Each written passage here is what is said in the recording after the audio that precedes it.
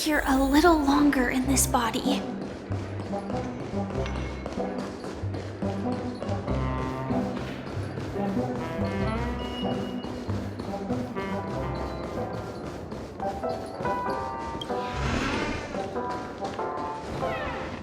Wake up! Wake up! Hey, wake up! The sun's frying your butt.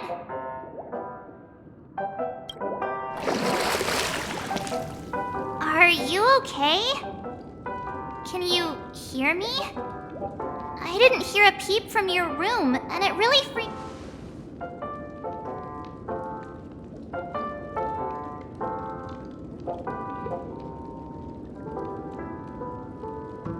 Hey, I was seriously worried when you didn't respond. Thank goodness. The Order's dream is over.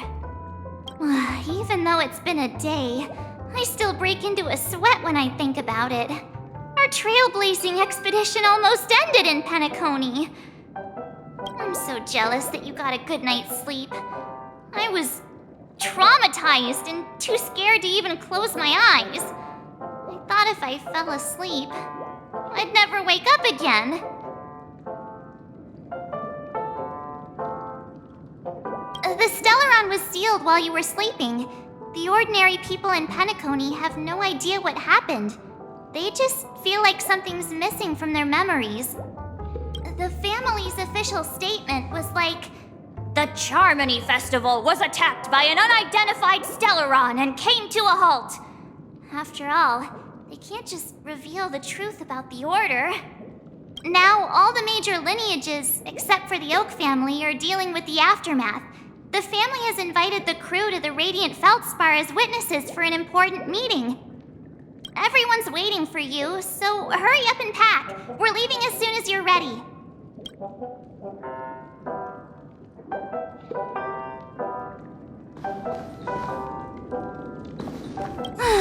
After all this craziness, nothing is better than staying safe in reality.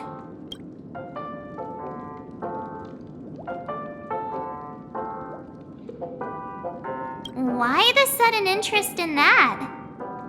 Well, I was dragged into this sweet dream. I felt a cold tentacle diving into my memories, but something else was there. So the tentacle suddenly disappeared. And then I dreamed about stuffing my face with delicious food and going on a shopping spree. Sunday didn't seriously believe that was the life I wanted, right? Breaking free from that cheesy illusion was just a piece of cake. Yeah, let's go. We've got some time before we board the ship, so let's catch up with everyone at Dream Jolt Hostelry.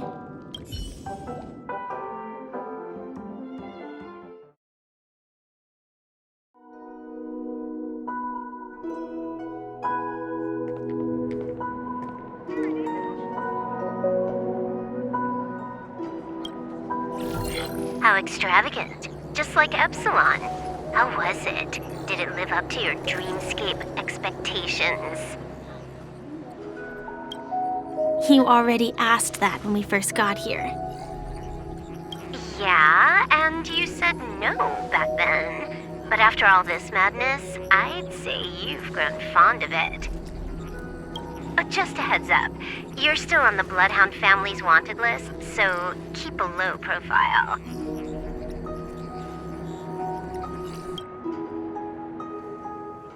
And this time, it's Firefly in the picture, not Sam. That's gotta be a whole new experience for you, right? Indeed. In Kafka's words, that's also a missing part of my life. Still, it'd be quite inconvenient if I can't move freely. Could you help me out, Silverwolf? I knew you'd say that. Don't worry. I've hacked all the systems and left no trace. Don't do anything that may draw attention, and don't talk with guards. They might recognize you. Keep these 2 points in mind, and you can go wherever you want, unbothered. Thank you. No problem, Miss Samuel. I love this fake name. Now that we're done here in Penacony, what will you do in your free time? I hear the Genius Society is here. How about we go stir up some excitement? Well, you know my script isn't over yet. I didn't bring you back to hear an answer like that. Don't worry. The script says that I'll experience 3 deaths, but also receive an unforgettable reward on the planet of festivities. How will I know if I don't try? All possibilities exist until the outcome actually happens, right? You may not realize it, but you have a bad habit. Whenever you seem to be asking a question, you've already made up your mind, and no words will dissuade you. Anyway, Kafka asked me to pass on this message. If you see anything fabulous in Penacony, get one from me too. Just swipe my card, you know the pin. She didn't specify anything, but I guess she means a dress, coat, sunglasses, or something else. You know better about fashion than I do. Sure, I'll keep an eye out. There's tons of options at OT Mall. Do you think she'll like trinkets, like hair accessories or brooches? Those sound more like something for young girls. Maybe you should keep them for yourself.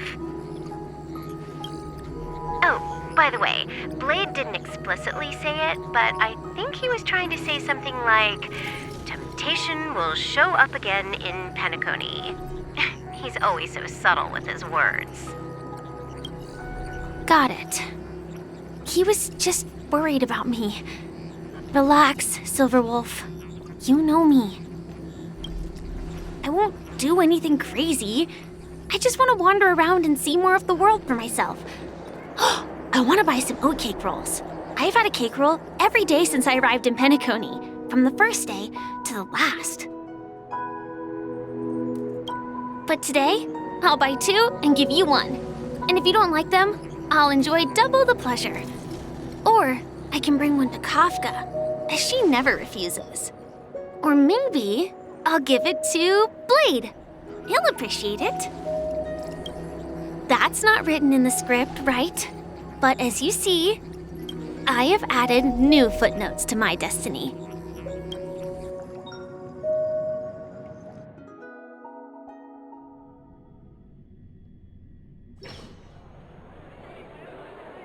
Welcome, Director Topaz. The family ambassadors are still inside making preparations, but the big boss hasn't arrived yet. It'll be a while before the conference starts, I'm afraid. Huh. Quite a spectacle. The family really knows how to make things look impressive. I thought they would choose a more formal and low-key location for the conference. I didn't expect them to go with a luxury airship. About this, Director. I've asked around. This airship, named the Radiant Feldspar, belongs to the Alfalfa family. This conference between the IPC and the family will have a direct impact on Penacony's future. Such an important event should have been held at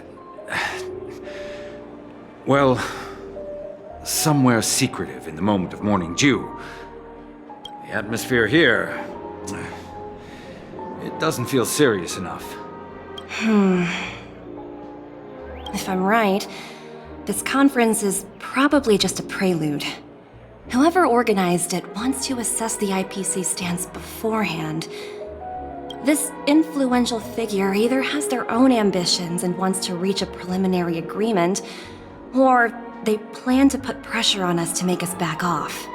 Oh, your mind is always so sharp, Director Topaz.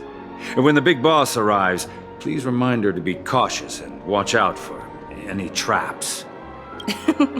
Thank you for the reminder, but I don't think that will be necessary. When she's at the table, it's the others who need to be cautious. Just tell everyone on our team to stay focused on their tasks and not worry about the negotiations. Oh, got it. I'll do it right away. Oh, and one more thing. Don't call Miss Jade Big Boss in front of her, or there will be serious consequences. I mean, really serious. Got it. Thank you for the reminder, Director.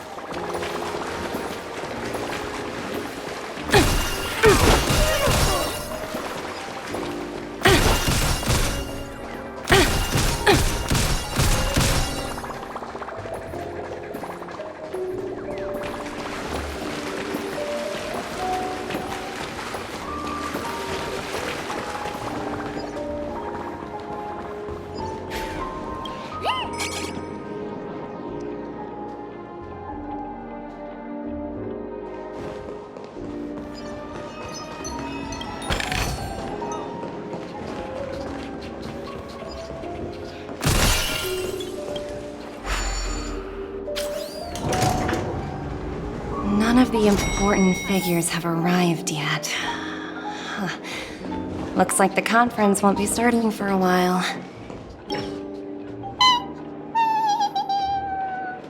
Oh, are you hungry, Numby? Food in the dream. Shouldn't taste bad, right? Numby! Catch!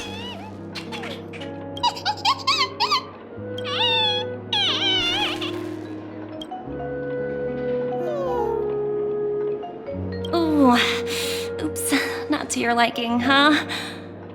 Sorry. I'll treat you to a nice meal once we get back to reality.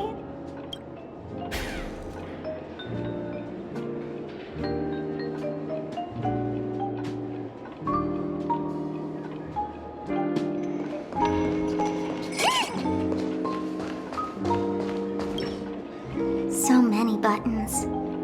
How many centuries would it take to press them all? Huh. Didn't expect those pooches to actually recycle them all. Huh? What are these?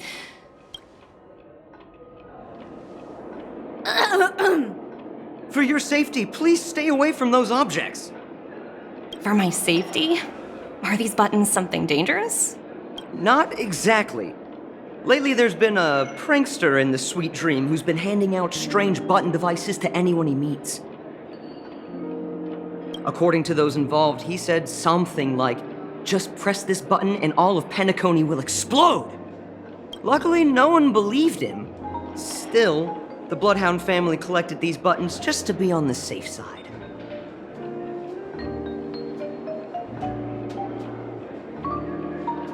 What will happen if you press it? Hasn't anyone actually tried? Well, perhaps you don't know much about Penacony? All the guests here have one thing in common. They're terrified of death. Anyway, the family will deal with these things. Please, kindly keep your distance.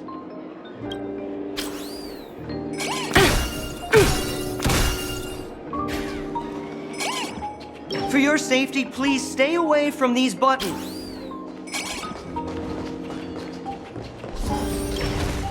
Greetings, madame. What can I do for you? Hello. Could you tell me more about the Radiant Feldspar? I assume you are the ambassador of the IPC Strategic Investment Department. It's my honor to assist you. The Radiant Feldspar is owned by Mr. Odie Alfalfa, head of the Alfalfa family. Mr. Alfalfa invested a significant amount in building this luxurious airship an Ember era ago, and it has been sailing across the 12 hours of the dreamscape ever since.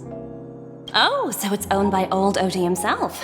No wonder the ship is so lavishly decorated. Indeed, Mr. Alfalfa has impeccable taste. Only the most prestigious guests are invited by the Alfalfa family to board this airship. Please allow me to continue my introduction. The Radiant Feldspar had been cruising over the Sea of Dreams in Penacony for an entire Ember era. But its voyage was temporarily halted due to the recent reverberation. Reverberation? Such a formal way of putting it. You're really downplaying the whole thing. I apologize. Please continue. Following the previous reverberation in the Sweet Dream, the Radiant Felspar had to suspend its voyage temporarily. Thankfully, the factors that disrupted the dreamscape have been resolved. However, due to, well, certain special reasons, the Charmony Festival, originally scheduled at the Penacony Grand Theater, had to be temporarily postponed.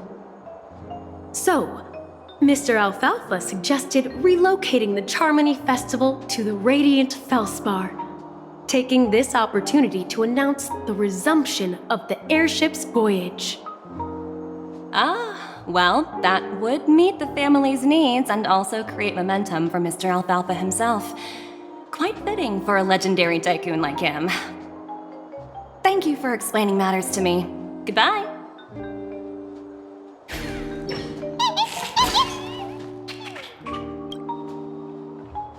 Hello? The Talent Motivation Department? Again? Internal review? Will it ever end? I'm working on a major project. I don't have time to squabble with you guys. The way I handled the Urillo case was approved by senior management, and all of the project logs and calls are complete. Can't you check on them yourselves? I just don't understand. Why are you so fixated on this minor case and constantly escalating it? Seriously, what's your purpose? Sounds exhausting. Why not just hang up? In my opinion, you handled that project quite well. A little ball of ice in exchange for the Astral Express's good favor. That's not a bad deal for the department. It's been a while, little Yelena. I've been looking forward to working with you. Never imagined this day would come so soon. Is there trouble? You can tell me anything. Just like old times. It's been a while, Madam Jade. I'm honored to have the opportunity to work with you. You're still so formal, aren't you? Forget about the hierarchy and treat me as your equal. No need for unnecessary titles like Madam. I'm sorry, but it might take some time to get used to that. After all, you are a senior. Well, now that we're both members of the 10 Stone Hearts, I need you to be at your best, especially since the upcoming negotiations leave no room for error. As sharp as you are, I'm sure you've figured out the true purpose of this conference, right? I believe old Oti has taken it upon himself to test our limits before the official negotiations between the IPC and Penacony. That's true, and it works in our favor. Do you know why? If we can reach some sort of agreement with old Oti beforehand, and gauge our opponent's boundaries, our future negotiations will go much more smoothly. That's the obvious benefit. Exactly. And the hidden benefit is that as the head of the Alfalfa family, his action suggests that the 5 lineages might not be as united as the Odes of Harmony would suggest. As long as the influence of Harmony hasn't completely permeated their core, personal desires will always have their way. Thankfully, influential figures in Penacony haven't entirely suppressed their own desires. It's similar to the power struggles within the IPC. The supposed all-for-one philosophy shared by the 5 lineages. It's just a slogan now that the Dream Master has gone. After the downfall of the Yoke family, old Oti's faction became the dominant force in Penacony. Even if we consider only the succession order, he's the longest serving and most senior among all the family heads. Yes, That's exactly why we need to handle the conference following an agreed-upon strategy. It's like playing a game of chess, where every move needs to be carefully thought out. Absolutely. The 3 steps of negotiation: listen, test, and strike. That's what you taught me. Pretty clear. Although, you seem to have changed the order in the Yarilo case. That was based on my personal experience. I apologize for interrupting your conversation, but the family head is ready to meet the ambassadors from the Strategic Investment Department. Time to get to work. Let's prepare ourselves and meet that esteemed supporting actor. Remember, our goal is to create an opportunity for the IPC to enter Penacony. Aventurine has already made a small opening, and you and I, we're going to tear it wide open.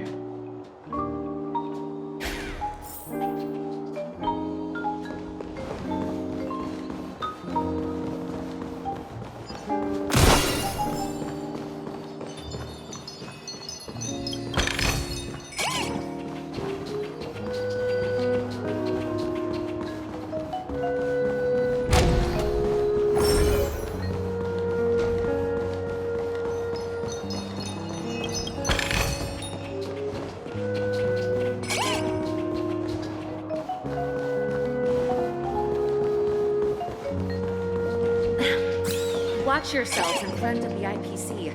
Don't you dare embarrass me.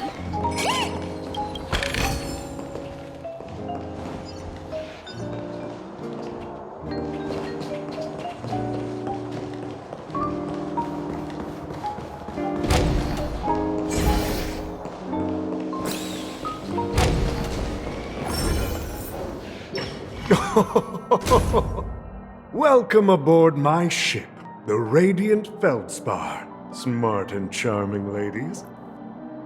Please, have a seat. Let's have a pleasant conversation.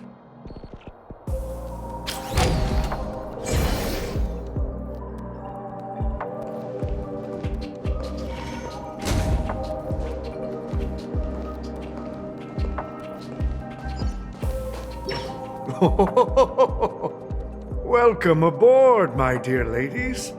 Forgive me for any lack of attentiveness that might have led to a lengthy wait outside.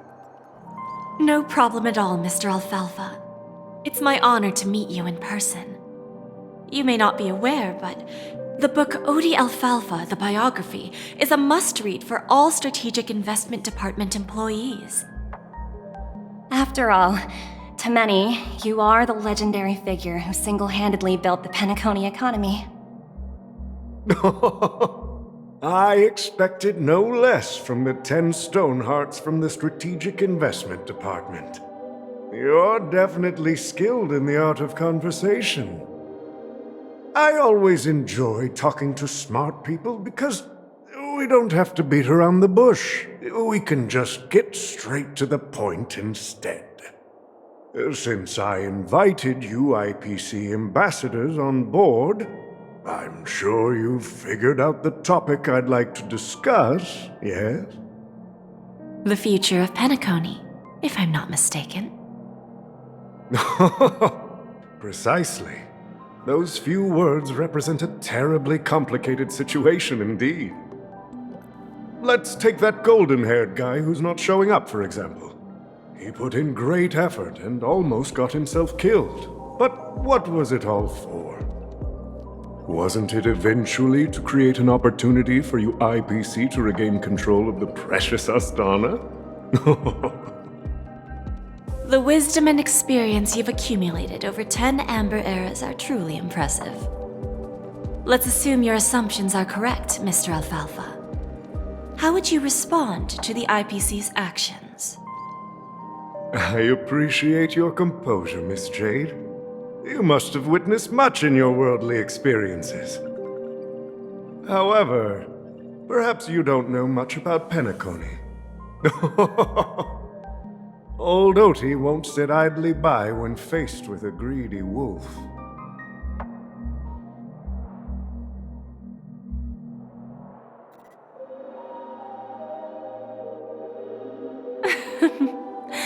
Please, go ahead. I'm all ears. Then I'll be straightforward. I requested this meeting before the official conference to dissuade the Strategic Investment Department from trying to lay a finger on Penacony. If you back off now, you can make a smooth exit and prevent the IPC from losing face during more important negotiations.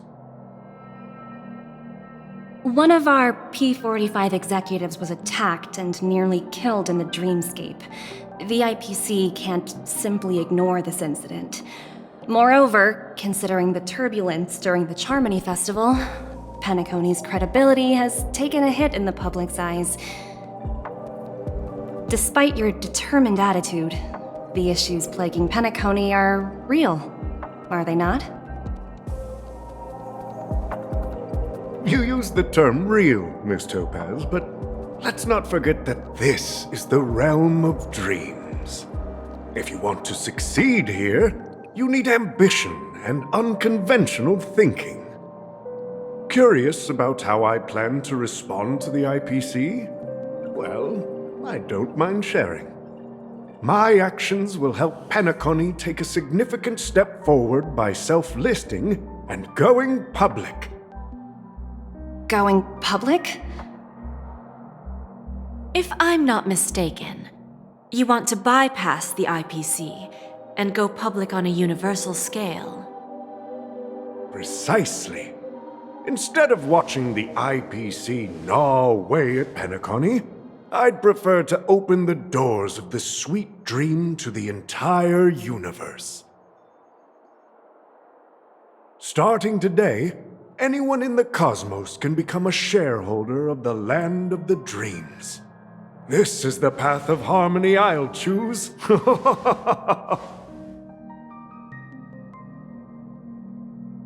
This reform should have been implemented earlier, but unfortunately, the Oak family were a bunch of blockheads blinded by order. Their level of intellectual flexibility doesn't even come close to an old fellow like me. Thanks to the little reverberation earlier, the biggest obstacle between me and my reforms has been eliminated. The Alfalfa family will publicize the financial results of Sweet Dream Paradise, so that the entire universe can see that despite the catastrophe, Penacony still holds immense potential and opportunities, and that the family remains confident in its future.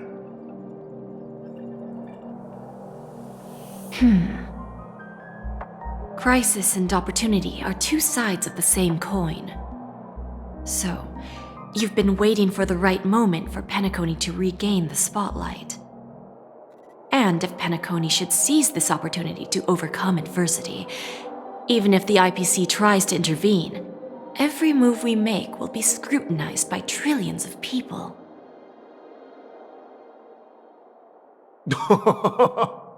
Now I'm convinced that you've indeed familiarized yourself with my biography, Miss Jade.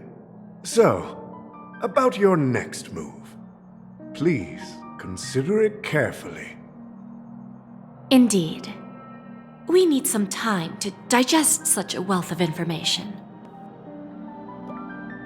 I suggest we conclude the first half of our conference, Mr. Alfalfa. Please allow Topaz and me to confer privately for a few moments, and to respond on behalf of the IPC later. Of course. Take your time, dear ladies.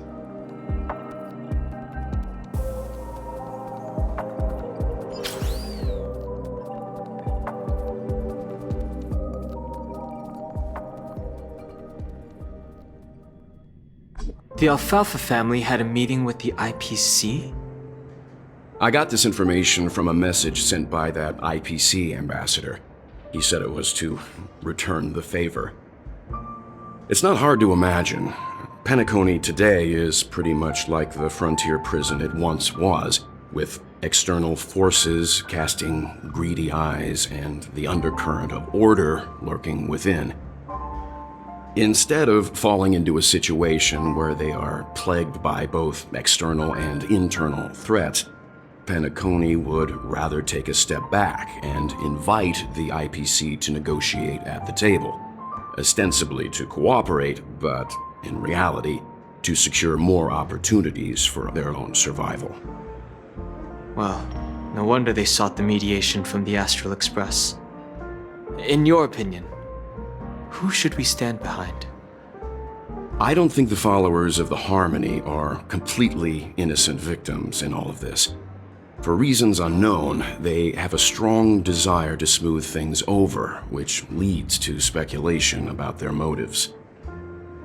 If either the family or IPC were to assume full control of Penacony, it would return to its previous illusory dream of hedonism, and the efforts of those previous nameless would once again go to waste. There you are. Did you rest well? I didn't disturb you since you were in a deep sleep.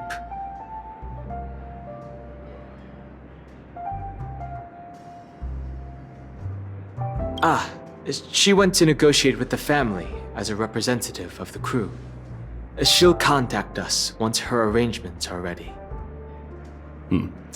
After Enna's dream was shattered, the family branch from the Montour system soon arrived and swiftly took control of the situation. Most members of the Oak family fell unconscious, but fortunately, their lives were not in danger. The mastermind behind the plans was confirmed to be Gopher Wood, the previous Dream Master. But by the time we arrived, he was dead already.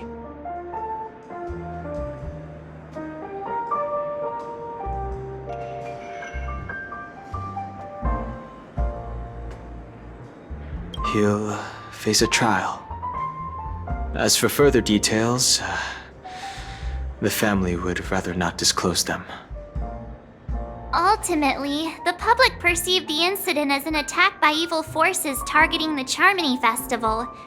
They believe the family failed to safeguard the sweet dream, significantly eroding their credibility in the process. While quite different from the truth, this appears to be the outcome with the least impact. After all, you don't know who's awake and who's pretending to be asleep. Well, they'll open their eyes in the face of danger. Once the danger subsides, they'll embrace the sweet dream again. Here's a toast, with 3 glasses of Glory of the Trailblaze to all of you.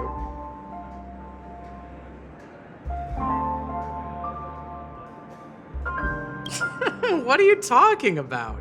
This is my lounge. It's good to see you all again. Although we might be saying goodbye again after this reunion.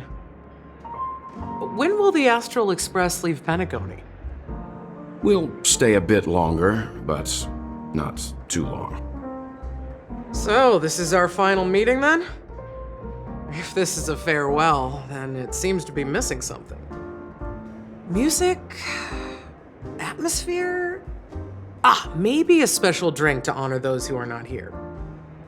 Let's see. The mixed drink should be solemn, dignified, and unique, as we'll use it to pay respect to those fallen heroes. To the nameless resting in peace, and to Gallagher.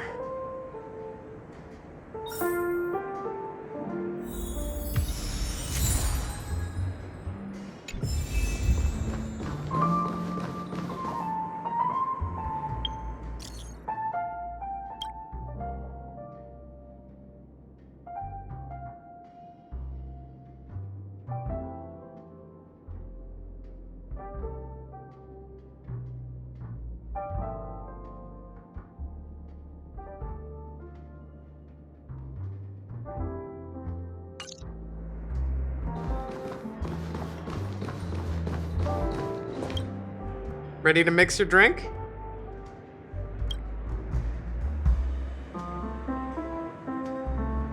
I'm not sure.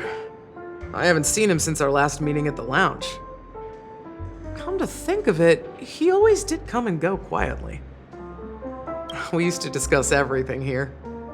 But every time he'd leave, I'd realize that I didn't know him at all. Such is the mystery that is Gallagher. I have a hunch. Perhaps he's already fulfilled his wishes and won't be coming back. Before we start, would you like to talk to your friends? We have plenty of time. All right, as you wish. I think I have an idea about what drink to make. Would you like it bitter or sweet? It's up to you. Choose the flavor that suits you best at this moment. Drowning sweetness. One of the most challenging drinks to make. A slight imbalance in the ingredients can result in an overwhelmingly viscous sweet taste. However, with the right ratios, you get a uniquely sweet drink with a lingering aftertaste. Not a bad choice. Let's start mixing.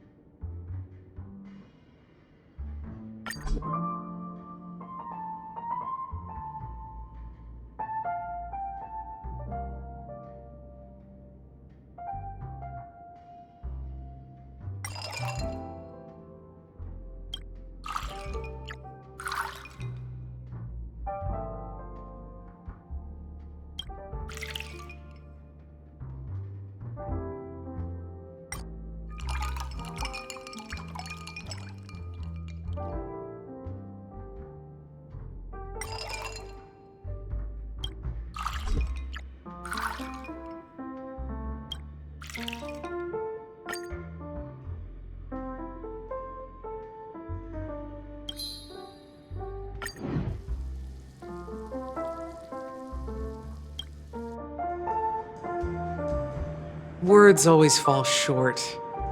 If you want to bring closure to past events at this lounge, there's no better way than mixing a drink.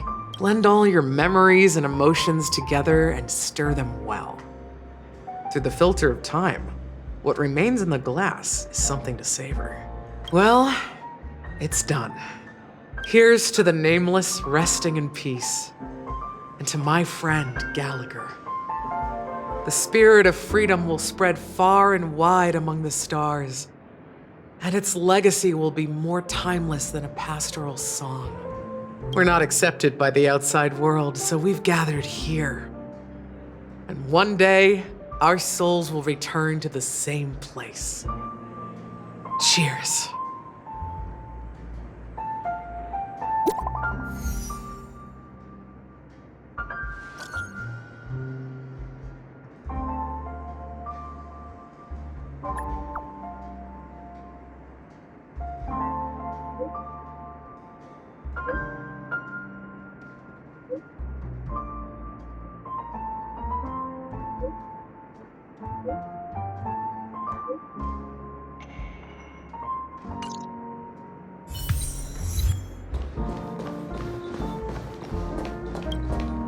Oh, are you leaving?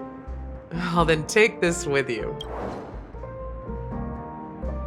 I've mixed more of this last special drink for you. The past shouldn't be forgotten. So I hope it brings back the flavors of Penacony. Thank you. I'm sure it'll leave a lasting impression. If you happen to run into Gallagher, make sure he has a sip too. I know his tastes, and he'll be thrilled. Then, I guess you won't be seeing him. Alright, enough with the heavy stuff. You guys have important things to take care of, so let's not dwell on things. Whether it's the Astral Express or Penacony, there's still a long journey ahead. So let's lift our spirits, guys, and embark towards our tomorrows.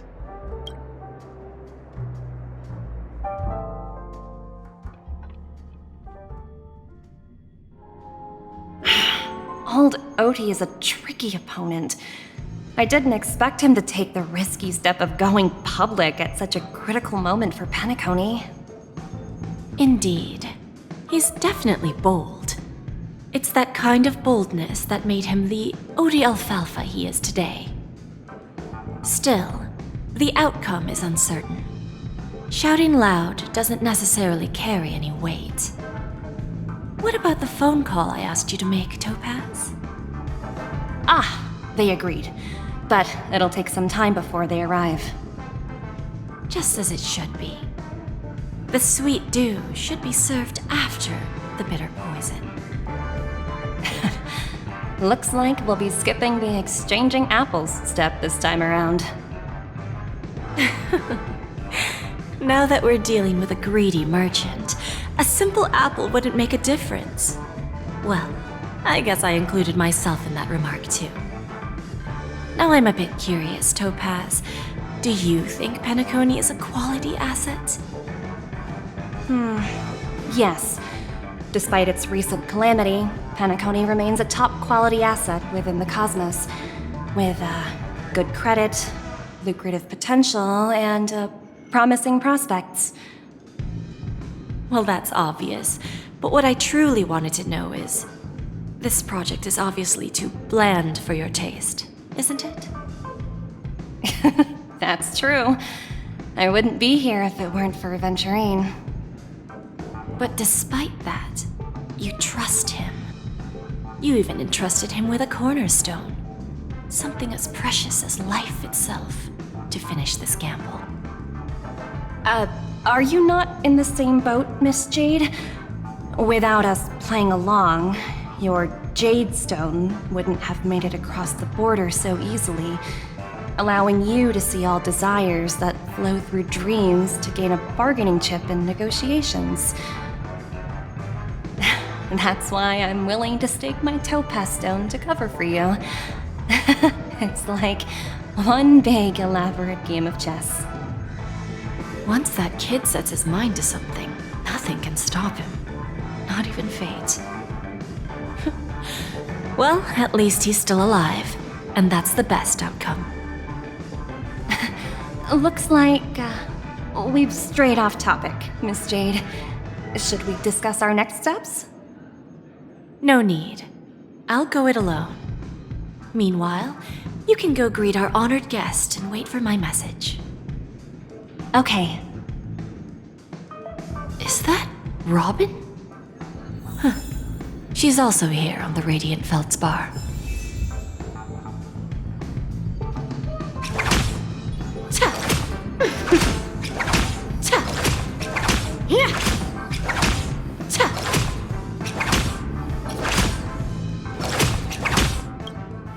Greetings, Miss Robin.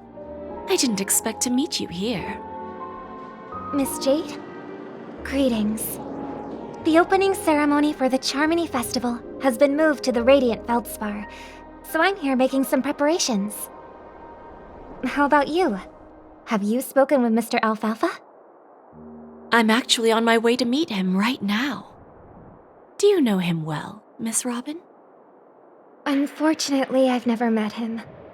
I've only heard a few comments from the former head of the Oak family.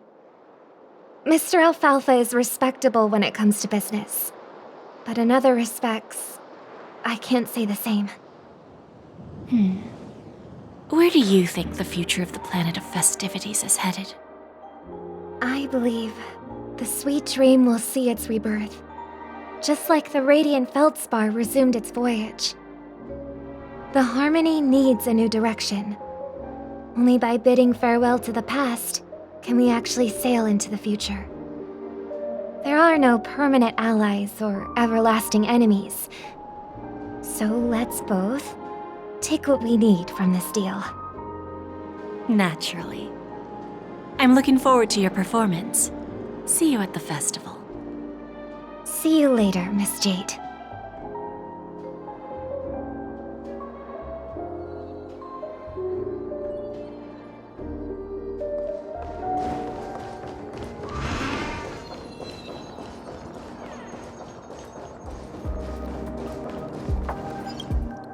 Thank you for your patience, Mr. Alfalfa.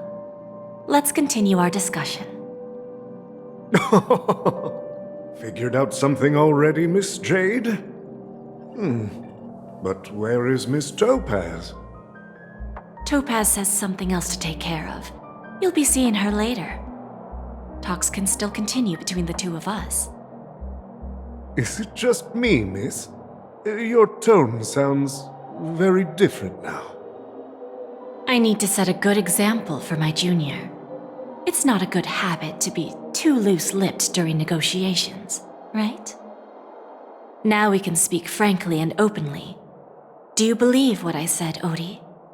You're not the only merchant who has seen the changes in the cosmic market over the past 10 Amber Eras. Interesting. Now that's interesting. Good. It's good to be straightforward. Openness and transparency are my things. So, tell me, what's your next move? Unfortunately, I'd like to speak the harsh truth before laying out my plan. Let's cut to the chase. First, your plan won't work. Penacony has no way of sidestepping the IPC and going public. Second, you can't stop the IPC from entering Penacony. We've got all the time and connections in the world to find a way in. We'll keep tearing down and rebuilding this place until the Asdana system gets used to the IPC's ways again. Now, I'm repeating your words exactly. If you don't want to be a laughingstock and have everyone gunning for you at the official conference, you'd better drop your little pie-in-the-sky plan. Oh, interesting. Indeed. You surely have a way with words. Now, I'm curious to know what you have up your sleeve. Mr. Alfalfa, let's not forget that the IPC controls the biggest interstellar publicity platform. More than half the news networks in the universe take their orders from us. The moment news spreads about Penacony going public, trillions of customers will immediately receive a message like this. The family's protection for Penacony has expired. Any mishaps in the dreamscape could result in permanent brain death. Care to guess how many ways we have to turn Alfalfa credits into worthless junk within a measly 24 system hours? With the entire cosmos keeping a close eye on Penacony, I assure you, it won't be too hard. You really think you can pull that off? Even from Pier Point, as distant as it may be, I'm more than capable of keeping you on a tight leash. However, if you agree to give up that half-baked plan to go public, the IPC will assure you that we'll never jeopardize the interests of the family heads under your leadership. After all, we also need allies here in Asdana. The IPC can assist Penacony with financing, starting by acquiring 30% equity shares. With our financial support, stabilizing and rebuilding Penacony will be a piece of cake. 30% equity, you say? Who can guarantee you won't want more in the future? That's the brilliant part of it all. The answer is simple. No one. There are no guarantees. It all hinges on self-awareness and mutual respect. However, the board of directors will consider the interests of the family heads to some extent. You're a smart merchant, old Odie.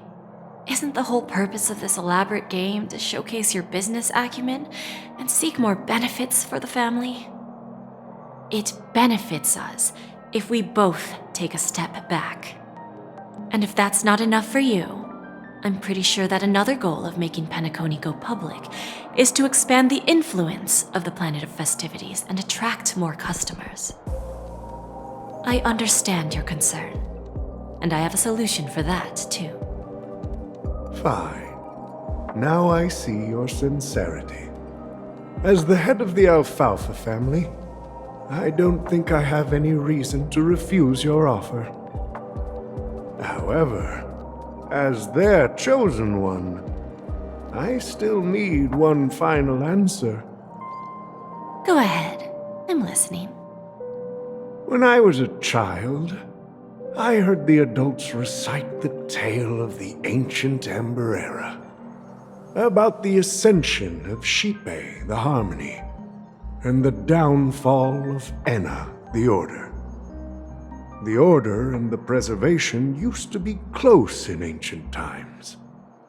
So, why does the IPC, as a follower of the Amber Lord, seek collaboration with the family instead of aligning with the Order?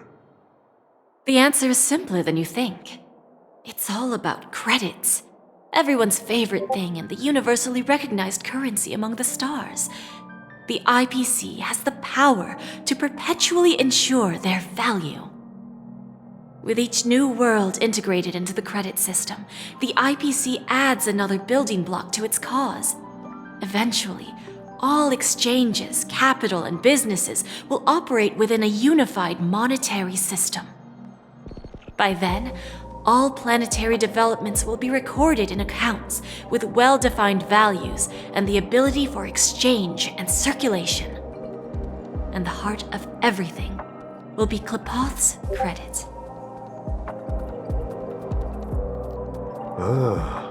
And then the IPC will be able to exert influence over everything. Our intention is to establish enduring preservation, so I'm sure you can understand. This universe doesn't need two types of order.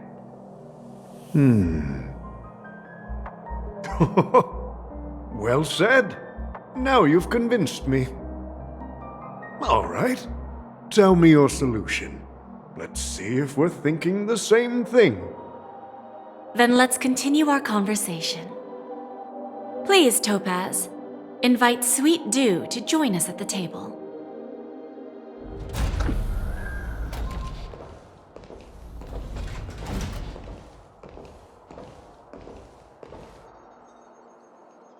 Thank you for your presence, Miss Himeko. Please allow me to introduce her to you, Mr. Alfalfa. This is Miss Himeko from the Astral Express, one of the future shareholders of Penacony. I've heard so much about you, Mr. Alfalfa. It's an honor to meet you as representative of the Astral Express. This stunning lady is the navigator of the Astral Express? It's a pleasure to meet you. I believe everyone here is familiar with the general contents of the proposal. After this round of financing, the IPC is expected to hold 30% of Penacony's shares.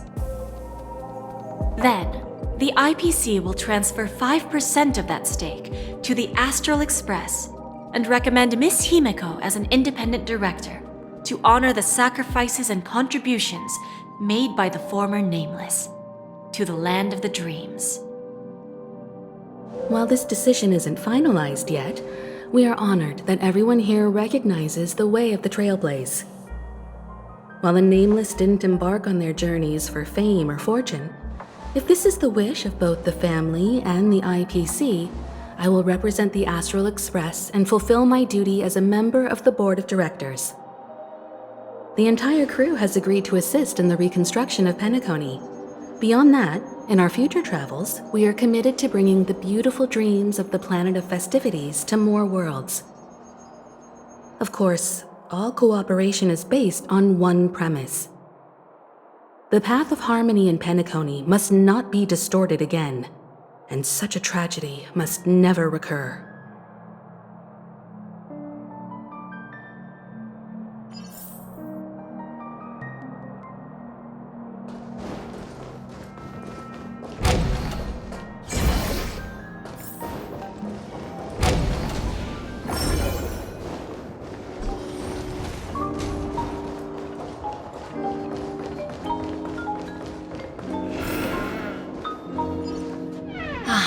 Old OT is in agreement, so the issue is settled, I presume.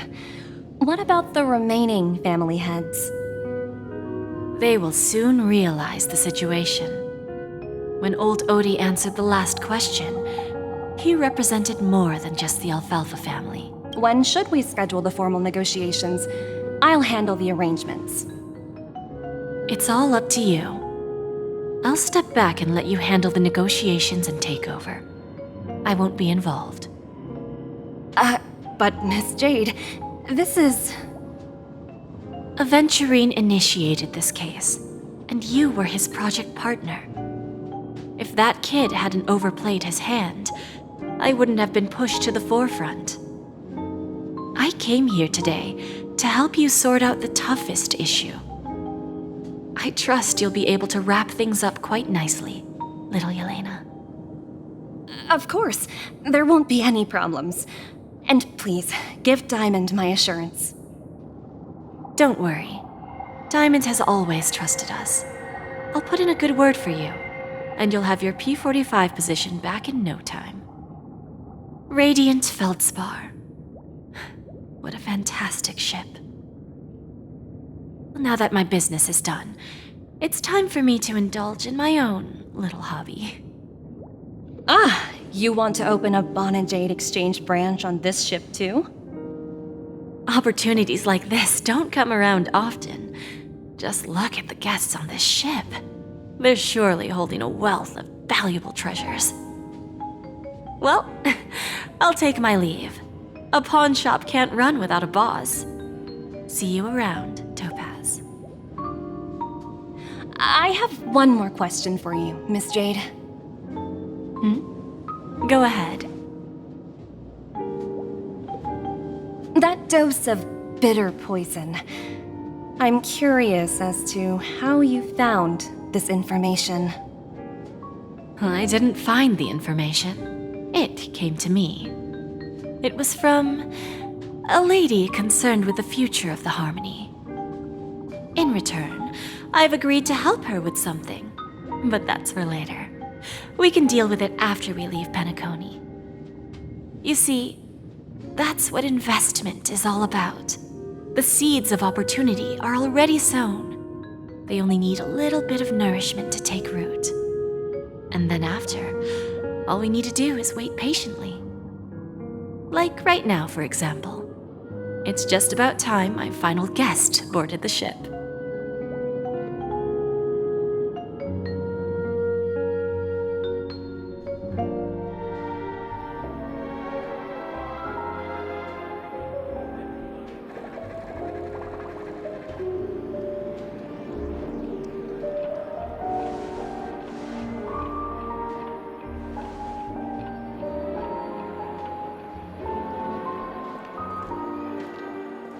Sneaking in was way easier than I thought.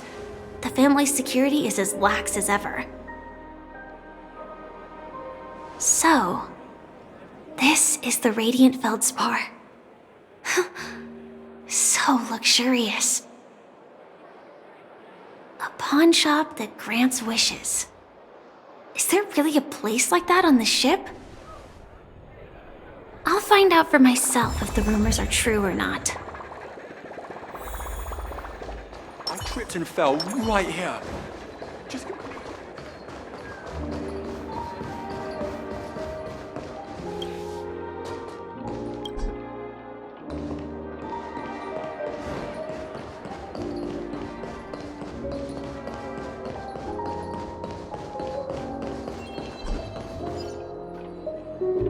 Is that him? vanished in the blink of an eye. So the Astral Express is here too. By the way, there's one more thing. Mr. Alfalfa and I discussed it. I'll present a gift to the Astral Express on behalf of the family as a token of gratitude for the Nameless's contributions to Penacony. Please help me with the necessary arrangements. Right away, Miss Robin. Can I ask you something? Oh, greetings, miss. Is there anything I can help you with? Do you know how to get to the pawn shop? Pawn shop?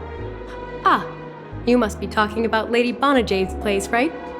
I heard she offers, special services there. I've marked the pawn shop's location on your device. Please feel free to check it out. Lady Bonajade. I think I've heard that name somewhere before. Was it from Silverwolf? Come to think of it, she disappeared after mentioning that she was going to meet with the Genius Society. I wonder how things turned out for her.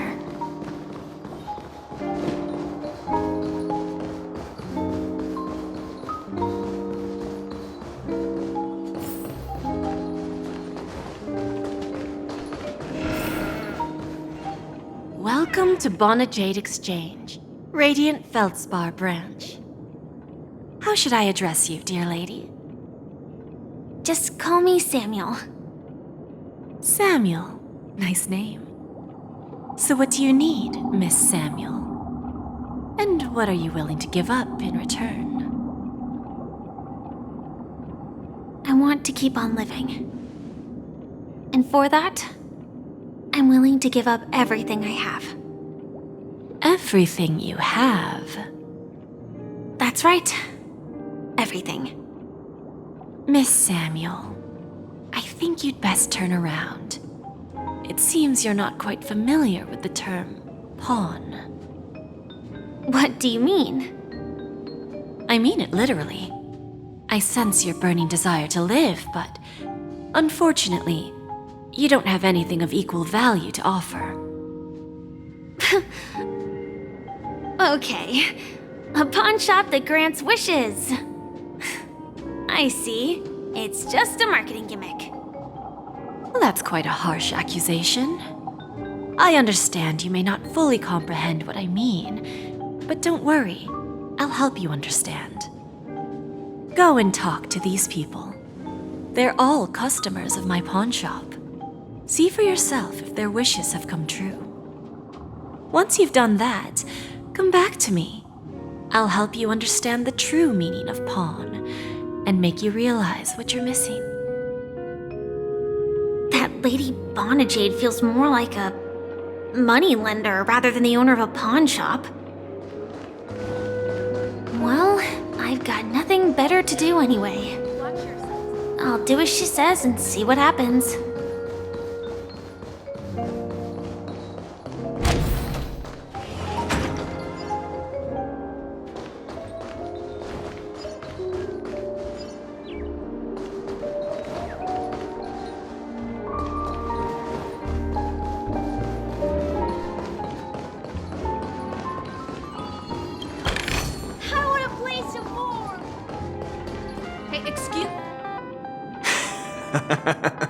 You stupid little girl.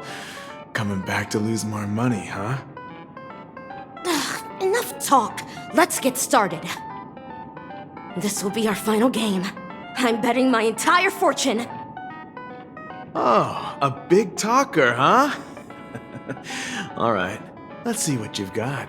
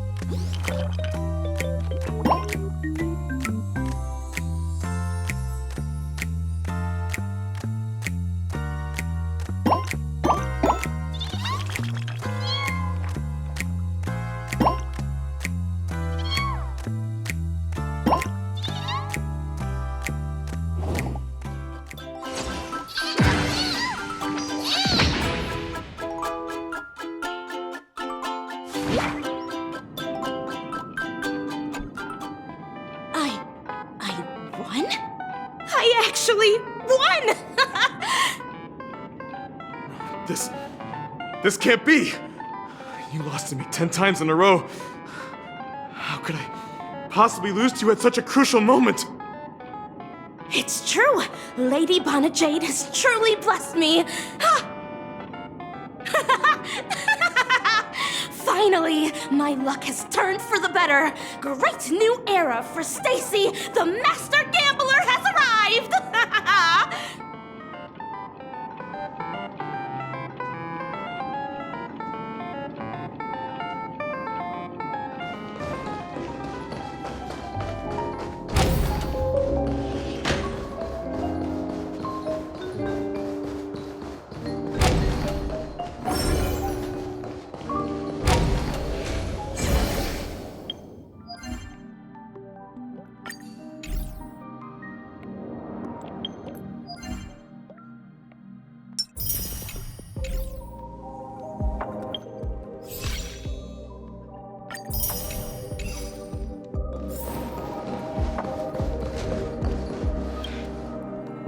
Prepared a gift for you, Dorothy. Check this out. Whoa, what a beautiful necklace. Is it made of cymophane? It's stunning. How did you know I love jewelry made of cymophane? It has the same purple hue as the necklace my dad gave my mom. I've never told anyone about it. How did you find out, Del?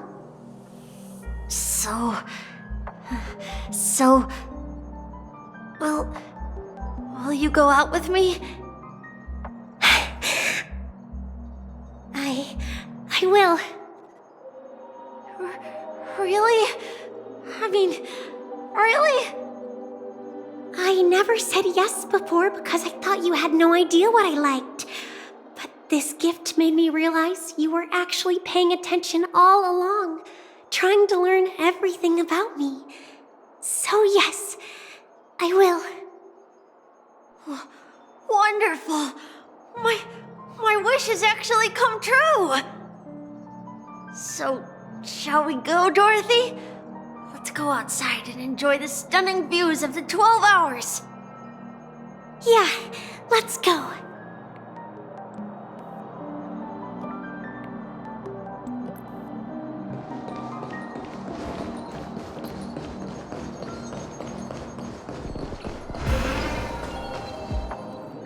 Hey, did you see that? The gray-haired one outside. Don't look around, just focus on your drink.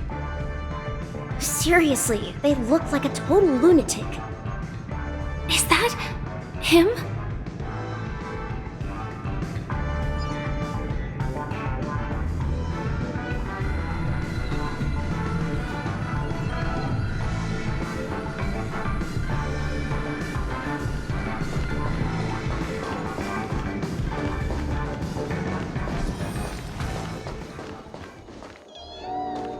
Chirp, chirp. Origami bird. Hey, little birdie. Come on. Oh, calm down already. Everyone's staring at you. No, it's not the best time to do that. Sorry. I'll catch up with you later.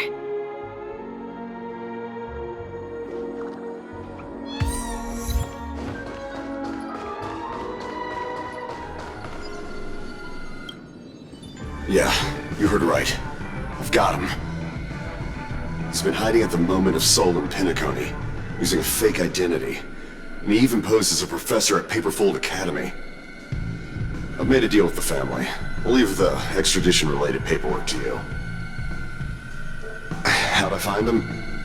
Well, let's just say I had some help from an influential figure. Don't ask for the details. 22 years. Yeah. 22 years of chasing this guy all over the cosmos. You know, never thought it'd end up like this. Right here. I'm gonna hang up for now, partner. I need to raise a glass to myself.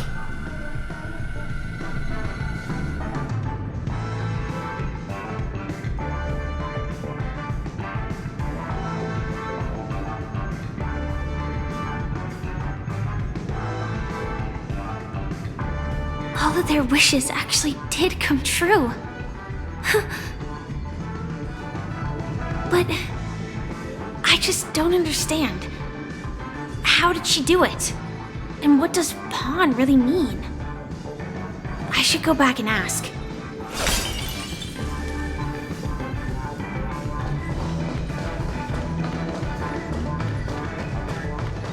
No, it's not the best time to do that. Sorry. I'll catch up with you later.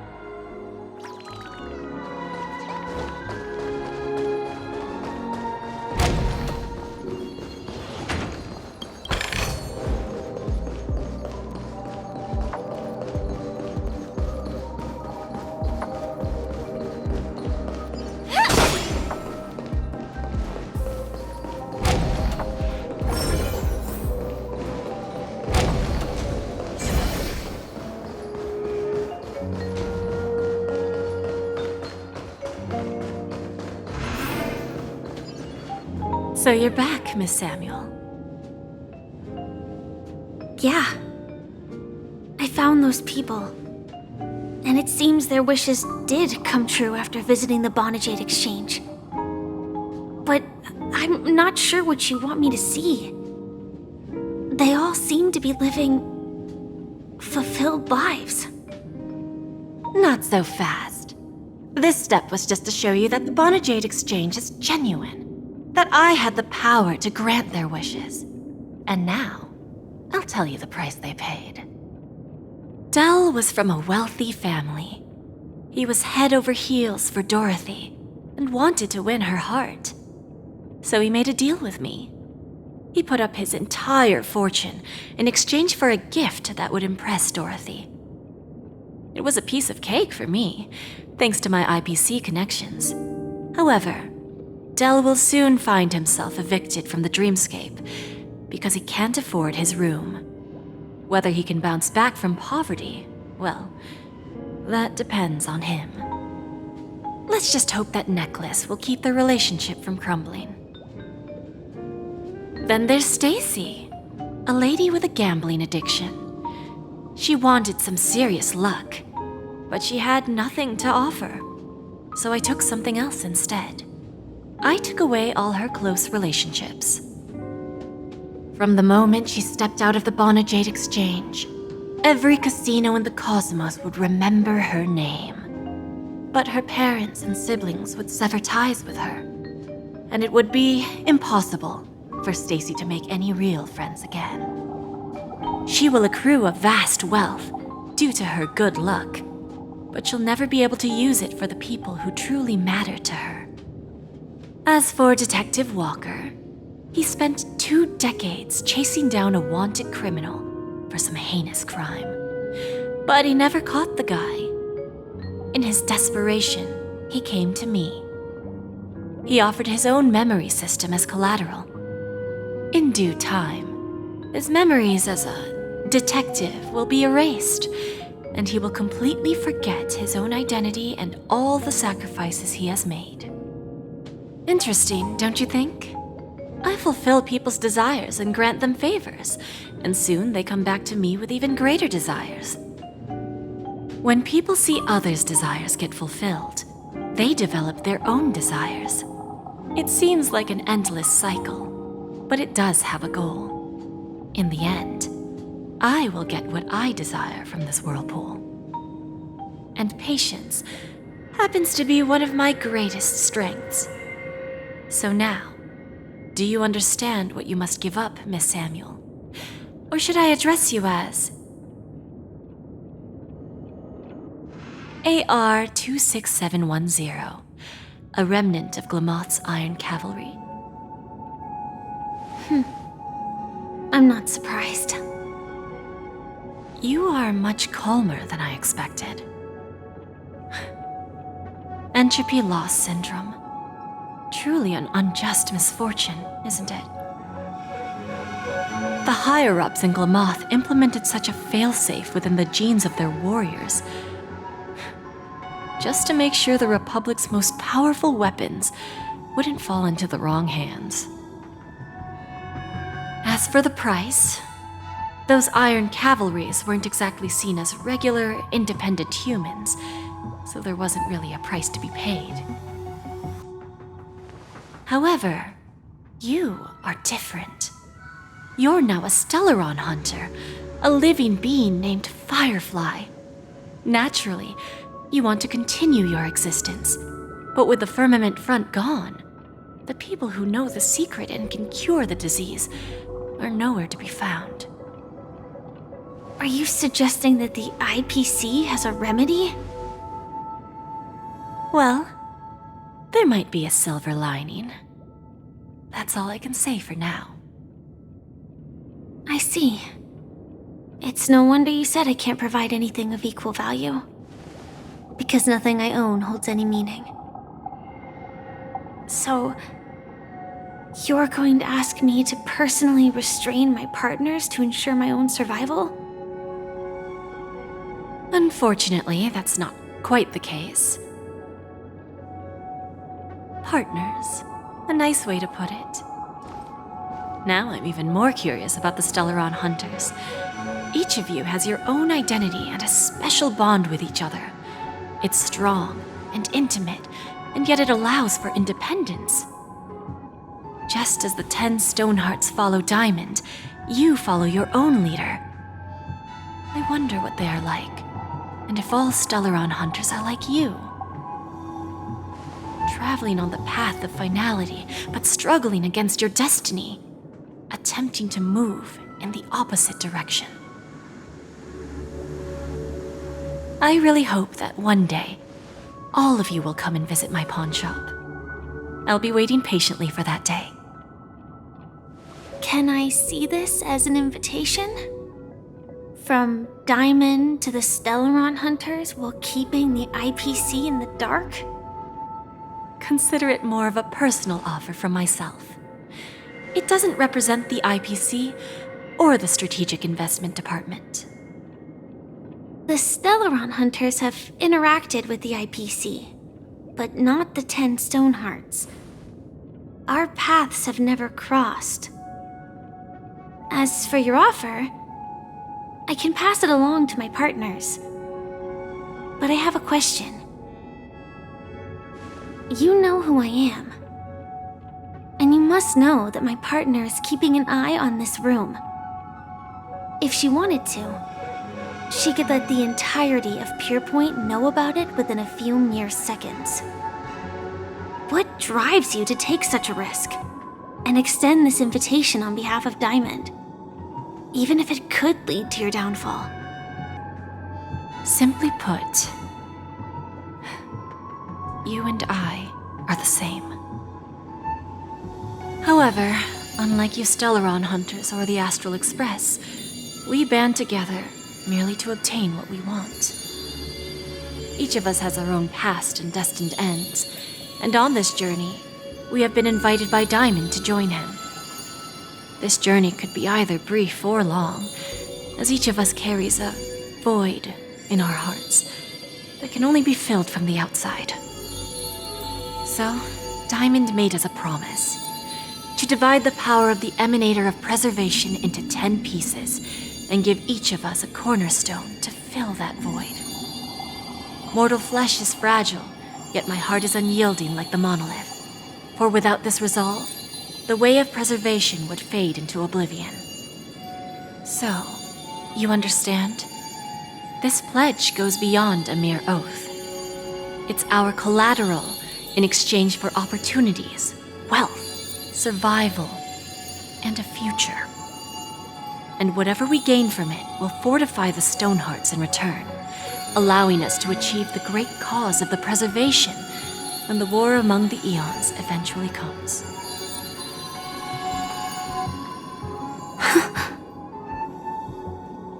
I understand.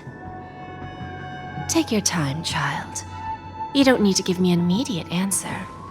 Like I said, patience is one of my greatest strengths. If fate turns that page, our paths will cross again. It's a shame, though, that this pawn shop can't give me what I desire. My last attempt in Penacony Well, it ends with hope.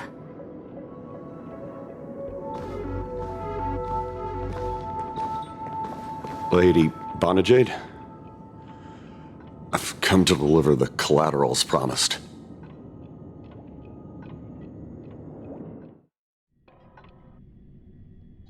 Turns out, the meeting to decide the future of Penacony went much smoother than expected, with little debate. Oh, the Charmony Festival's opening ceremony is starting soon. I should head down and take a look. This airship has quite a few treasures. A bountiful harvest.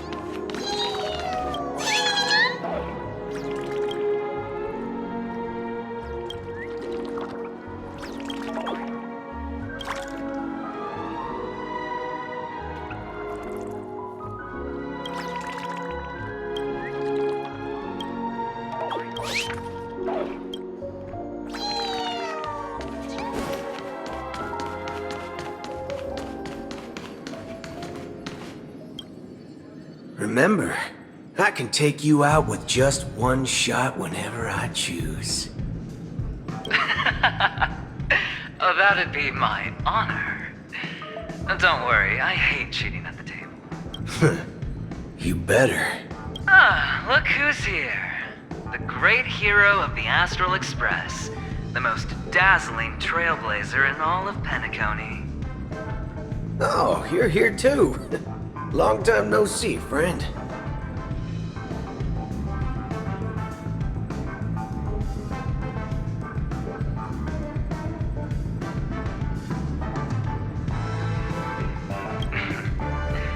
Merely a greeting of platitudes. As long as you and I have an understanding. Well, let's set aside those under-the-table dealings for now, partner. Don't want to spoil the festive mood of the Charmony Festival. I agree. Now let's congratulate Mr. Trailblazer. I hear the family intends to thank the crew at the Charmony Festival. It's a real pity I can't personally be there to witness this.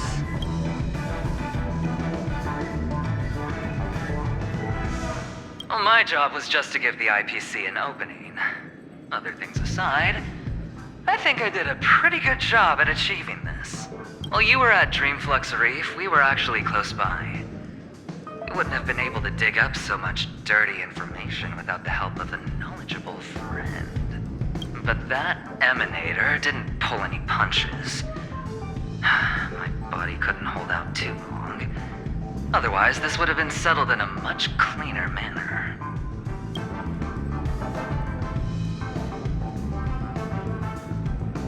No problem. And punishing the wicked and eradicating evil is a top priority. Would have been strange if we sat it out. Making an entrance like that, us Galaxy Rangers are making a comeback. Reckon you'll meet quite a few followers of the hunt on your journey. Do me a favor and pass on my regards, will ya?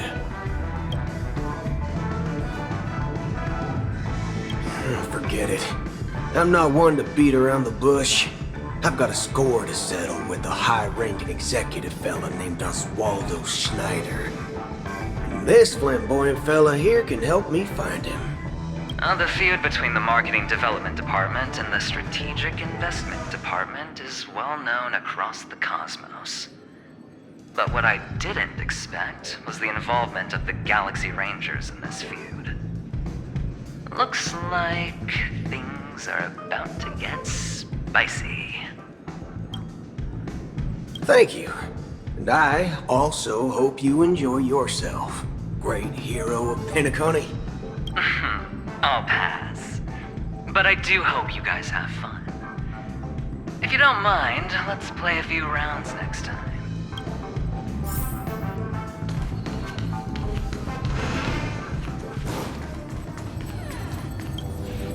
Ah, yes. I remember you. Your performance at Herta's space station was adequate, I suppose. No wonder that gambler likes you so much.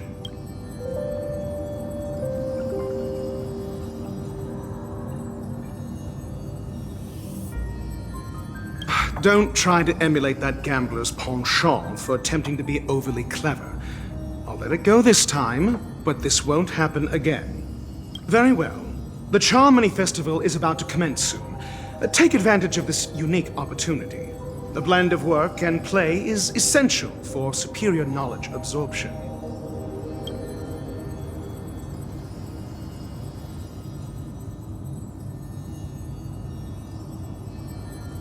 The executives of the IPC and the Guild say that we are strategic partners. Yet, from my perspective, I am invariably the teacher, and he, along with you and every other individual, is the student. From this perspective, Aventurine isn't what you'd call an ideal student. Yet, he's also not utterly obtuse. Alas, the void within him can never be filled by talent and knowledge. Let's hope he doesn't turn into a philosophical zombie. Saying such a thing merely indicates that you have not truly grasped the essence of learning. The principle of balancing work and relaxation is scientifically grounded, with the relevant proof process detailed on page 21 of the 31,467th issue of the academic journal Star Caesar. Acquiring knowledge aims to enhance living. Don't invert priorities like those dolts at the Guild. Then you'll excuse me.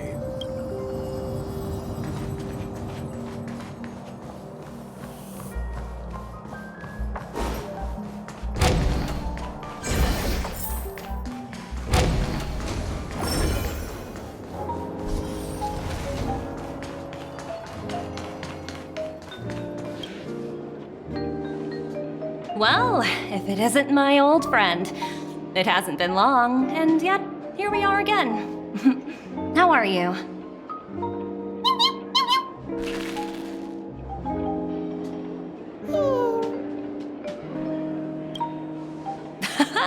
That's what I thought.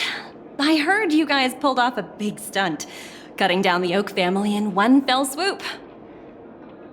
Such a pity I couldn't be there, or else I would have lent a helping hand. Look how bustling this ship is. Not bad. Someday when I'm less tied up, I plan to host a grand party on my eco-ship, and you'll all be on the guest list.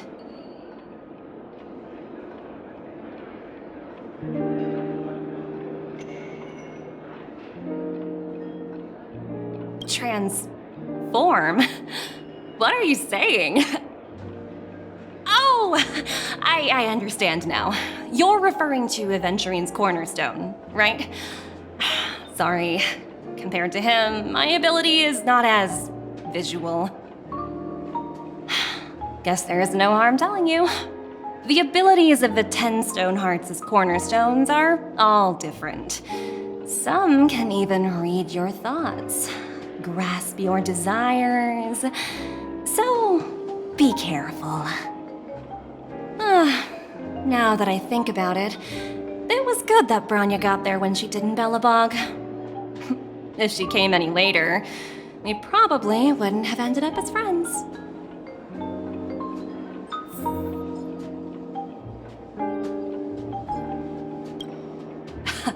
Look how bustling this ship is. Not bad.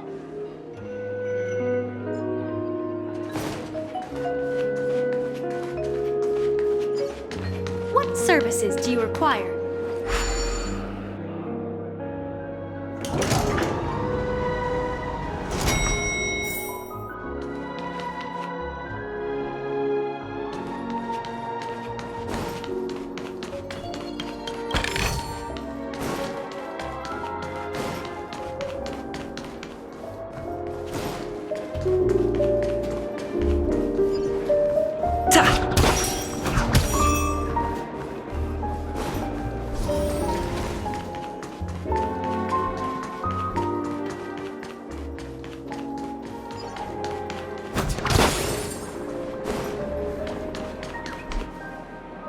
The festival hasn't started. Let's take a... Hi, we meet again. Who's that? It's really you! I knew I didn't get the wrong person.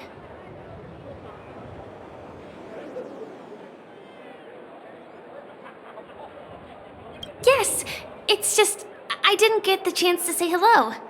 There's still some time before the Charmony Festival starts. Do you want to chat?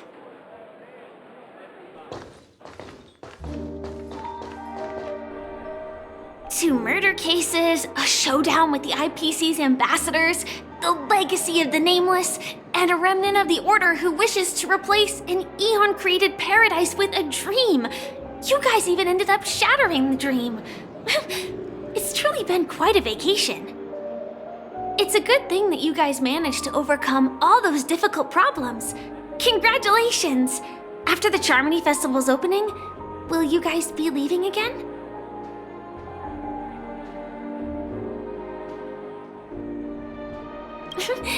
There will always be somewhere. After all, you guys are on the path of the Trailblaze. Before joining the Stellaron Hunters, Elio told me that this journey will tell me how to live on. That's all he said. As for the rest, it's up to me to find out.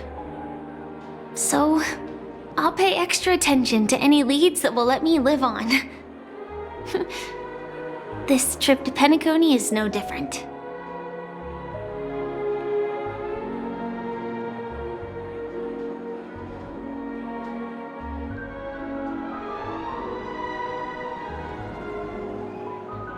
Yes, initially I thought the answer might lie with the riddle of the Watchmaker. I was looking in the wrong place, but I did reap some rewards. Do you know Miss Jade from the IPC's Strategic Investment Department? Bonajade Exchange belongs to her.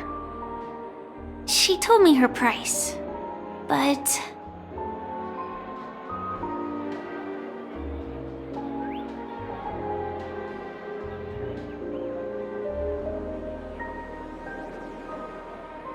I know. But what she wanted wasn't my answer either. Of course, I want to live on. But what fate owes me, I want it paid back, not passed on. No one else should be involved because this is a grudge between me and fate. Speaking of which, actually, I feel that I still owe you a formal apology for that matter with the performer of the Iris family. Even the smallest of lies can turn into a betrayal as sharp as a blade. I'm sorry.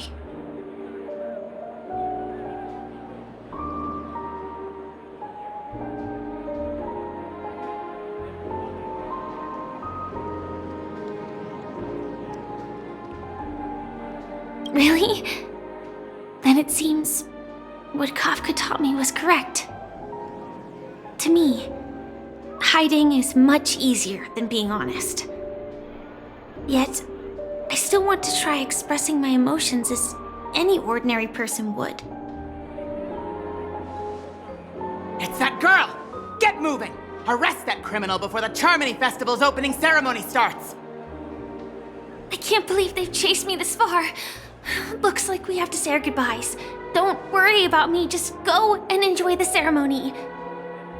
The script hasn't reached its end yet. We will meet again.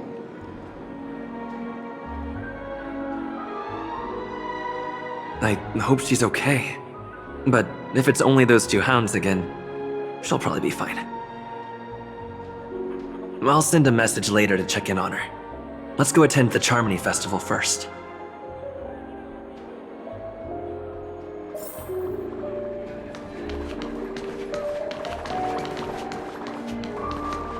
Let's take a seat here. Why do I feel like there's someone waiting for me? Let's keep walking.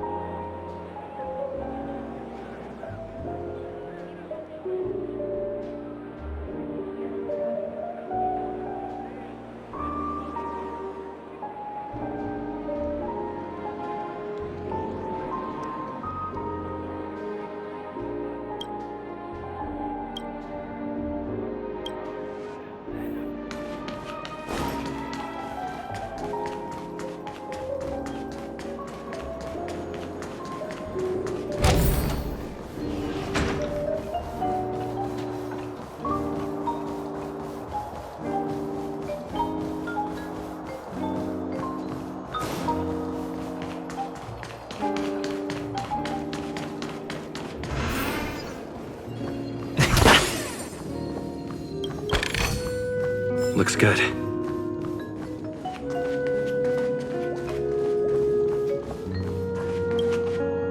Hey there, lively guy. Welcome to the Bona Jade Exchange. What should I call you?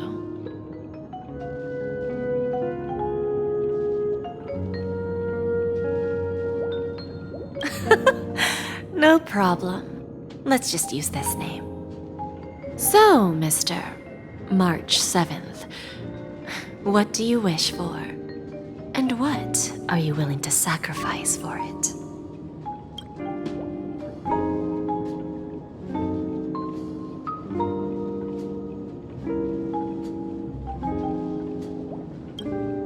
Oh, this is your wish.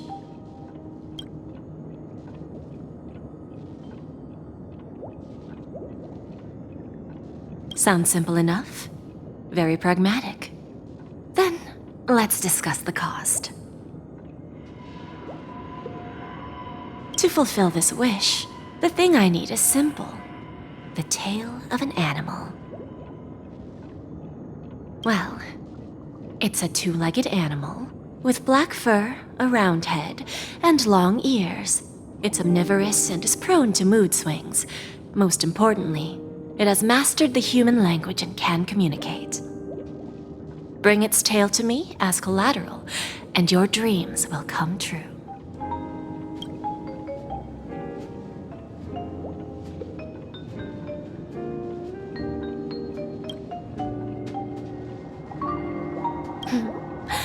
May fate bring us together again, Mr. Trailblazer.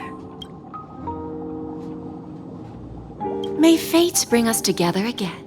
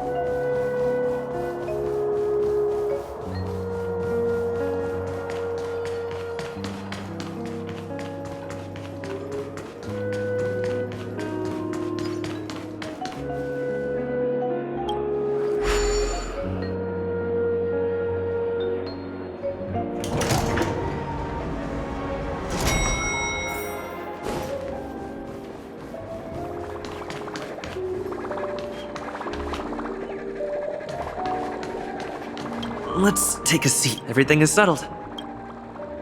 Forget it. I've done enough walking around already.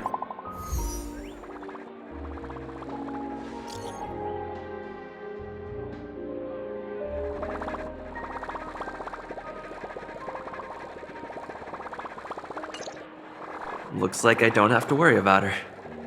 Let's wait for the opening ceremony to start. Wow! It's Miss Miss Robin! Hey, Miss Robin! Hey, Miss Hey, Robin! over here, Miss Robin! Miss Robin! Miss Robin! Miss Robin! Mary to the family! Miss Robin! Glory to the family! Glory to the family! I'm your biggest fan, Miss Robin!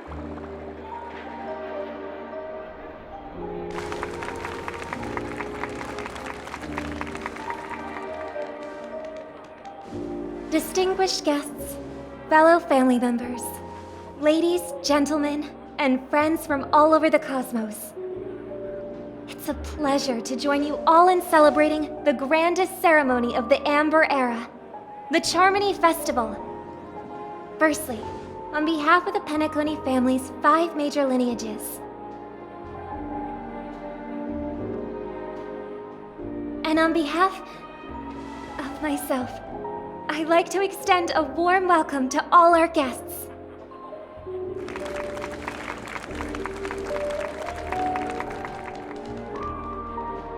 As you all may have noticed, this year's Charmony Festival is far from regular. Thanks to the efforts of everyone, this celebration is unprecedented in scale, with factions from across the cosmos in attendance. Not only that, the customary opening ceremony held at the Penacony Grand Theater has now moved to the Radiant Feldspar, the very airship you all stand upon.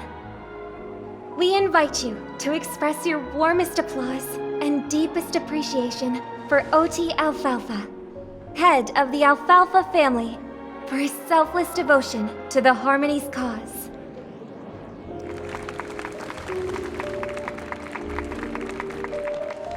What makes this festival so uniquely significant? As is widely known, the Radiant Feldspar had to halt its voyage due to an anomaly in the Sweet Dream, sparking widespread discussion in the 12 Hours. Thanks to the hard work of Penacony's internal and external factions, we've finally gotten the Dreamscape back on track, just in time for the Charmony Festival. And as they say, good things come in pairs. The Charmony Festival not only celebrates this achievement, but also marks the relaunch of the Radiant Feldspar. And finally, the last reason. Does everyone remember the Watchmaker? In truth, the family has poured their efforts into this festival just to commemorate this legendary luminary. The father of Penacony, Mikhail Chard Legwork, one of the legendary Nameless who laid the foundations of Penacony. In the most bewildering times of the planet of festivities, it was he who descended from the sky with his companions, who taught us through trailblazing where freedom lies. It was also they who led the vanguard in the pioneering of the Dreamscape, in exchange for what is now known as the Paradise of Harmony. It can be said that Penacony's splendid success today is deeply rooted in the trailblazing ethos the Watchmaker planted within us. Only by honoring this trailblazing spirit can we fulfill our mission and spread harmony to a broader audience. Aw, that's so nice of her. She's talking about us.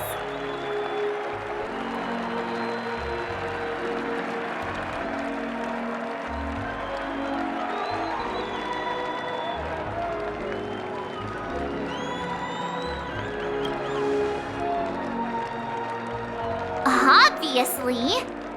Wait, why does that seem so ominous?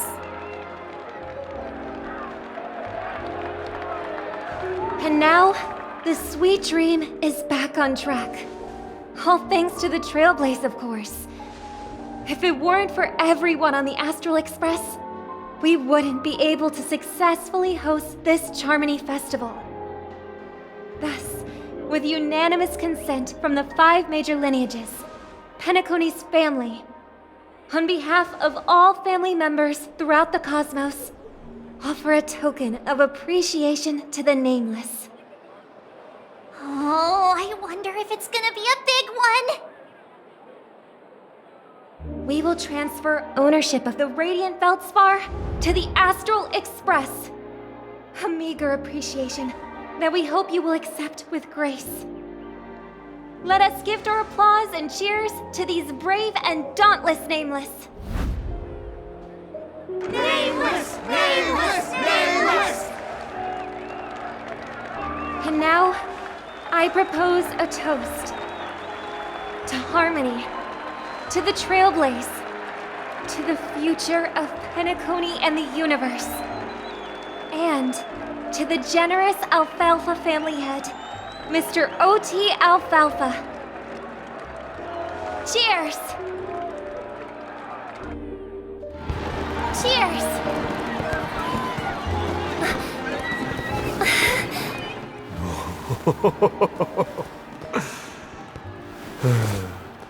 To make a decision like that. This little bird is no less capable than her brother. All's well that ends well. Right. But have you forgotten someone, my gray-haired friend? I put a bomb on this ship. You have 10 minutes to find it. Better hurry. When did this get shoved into my hands? There are still so many bombs. Now's not the time for plot twists. I can't handle this alone. Time to create a group and inform everyone.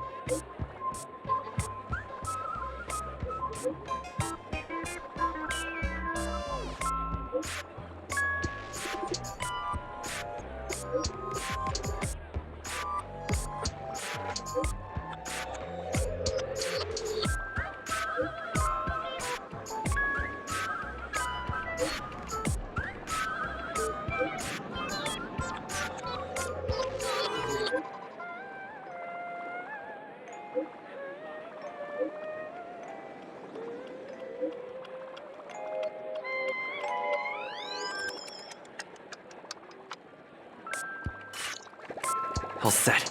Let's start following the plan.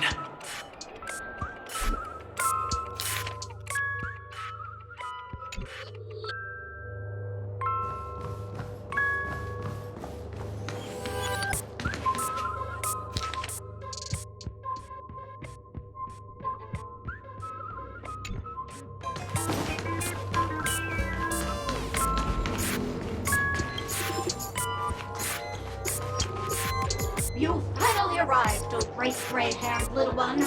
I'm the constable around these parts, and right now, I'm posing as a bomb.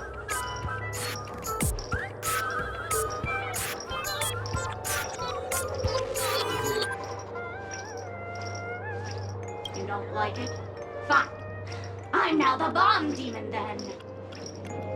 Satisfied? If not, you'll just have to make do. Alright.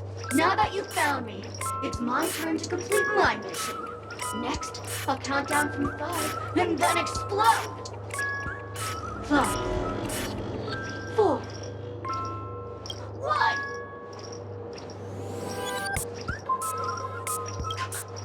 Did I miss a number?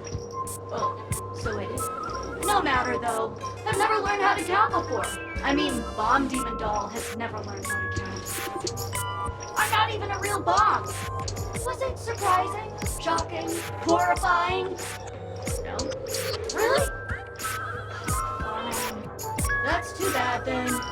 You really haven't learned how to win a love.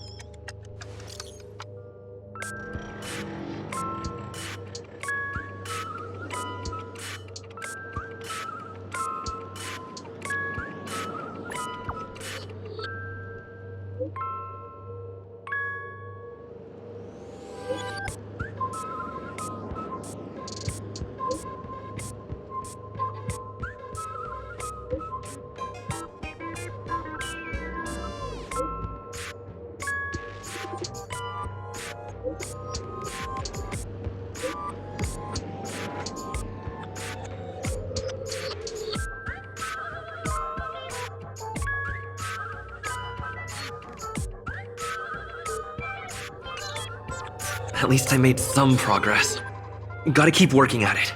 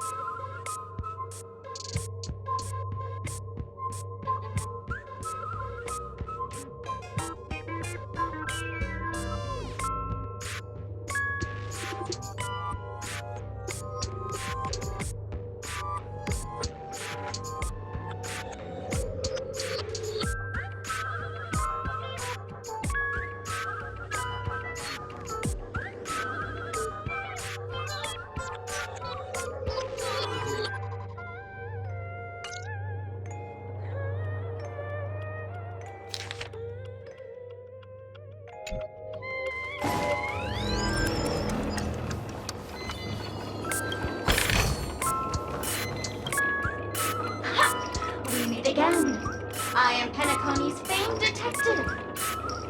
Got yourself into a pickle? I'm more than happy to help. But unfortunately, I'm preoccupied with a couple of unsolved cases. So, you'll have to wait your turn.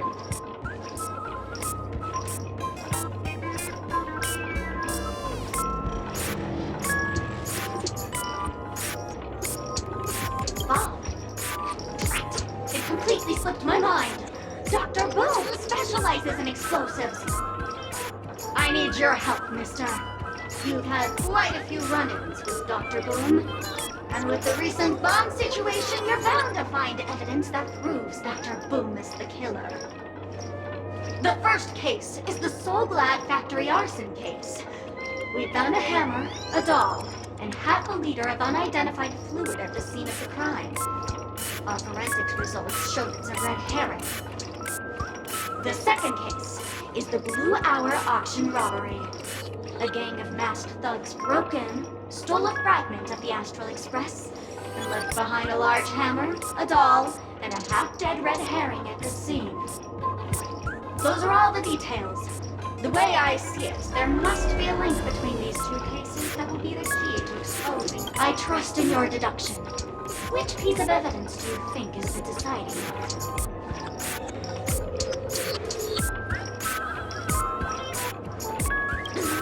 Wrong answer! A red herring is a fake clue to misdirect. It's not meant to be evidence. Oh, gray hair, gray hair. It's been so long. But, seeing as you've put in so much effort, I'll throw you a bone. The bomb's not here. This is only a prank I've craftily set up. Hurry, time's running out.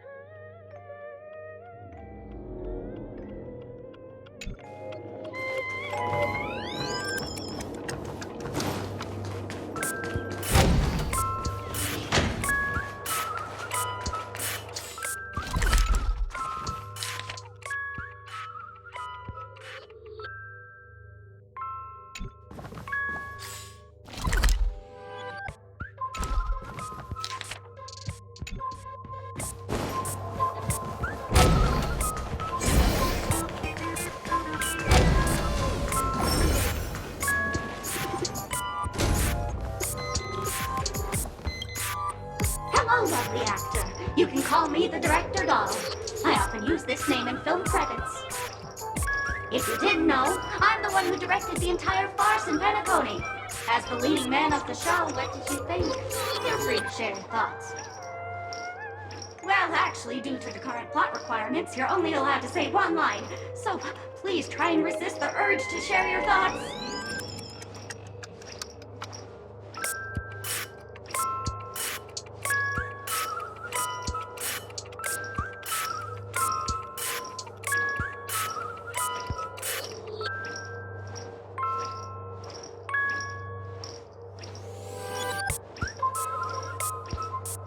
Sunday.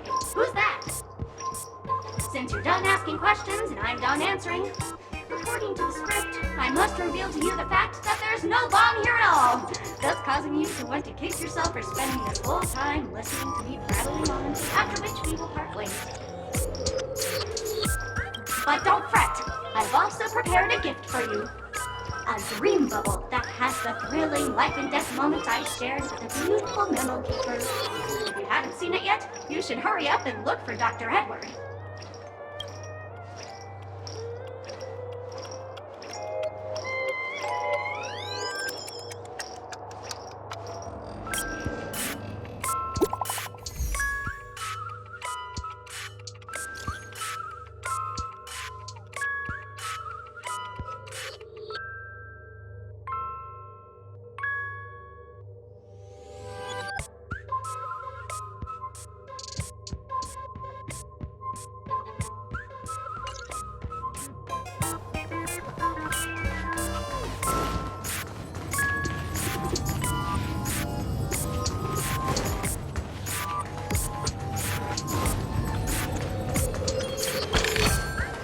Is that all?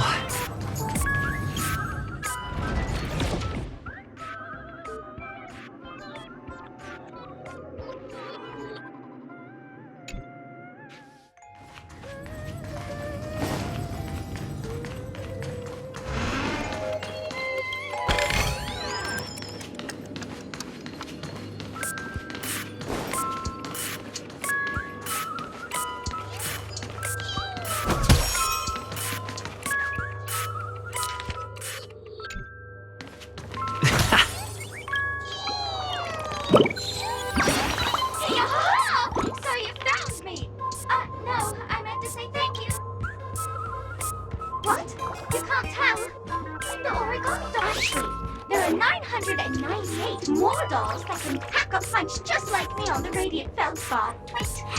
Please call them back to the Golden Sparkle Tree. I will prepare a worthy gift for your troubles. Tweet. As for that imaginary neutron bomb you want, don't interrupt me.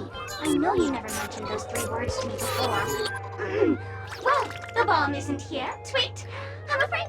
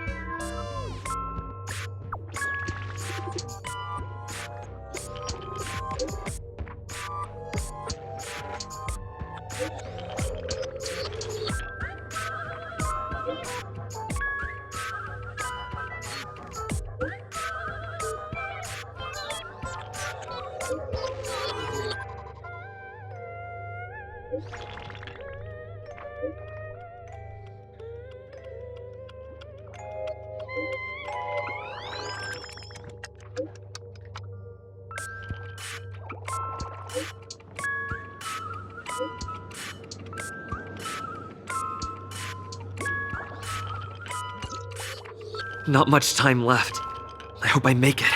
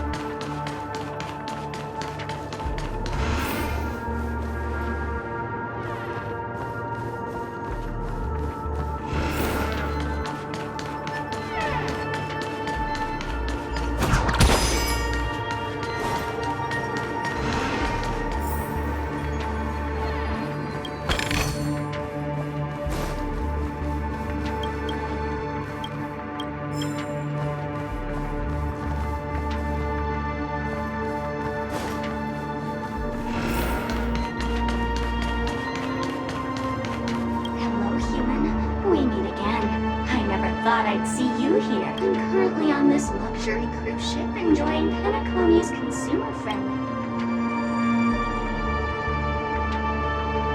bomb. Gosh, I'm a heliobus, originally from the Law's fictional garden. I'm passionate about researching Xianzhou subcultures, but I've slowly come to realize that Xianzhou subculture... I forgot what happened. But anyway, I ended up in Penacony. I wanted to study a subculture that is completely different from the Xianzhous. And boy, it's really been an eye-opening experience. That is, if I've come to realize the people here don't treat subcultures as actual culture. They call them meme.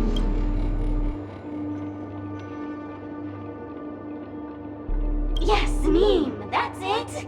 They even have forms. I'm good friends with a meme with sharp teeth and claws. It's very interested in the Xianzhou video. Oh, speaking of which, I should go and look for it. Mimi the monster has an explosive temper, and it's never been very patient. I hope you can find the real sugar-coated cannonball, I mean bomb. Bye-bye.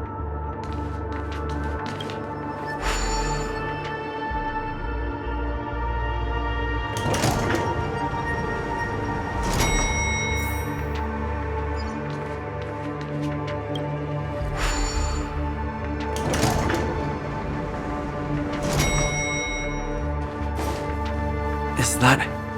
Firefly? 28 minutes, 46 seconds. 28 minutes, 45 seconds. You're here!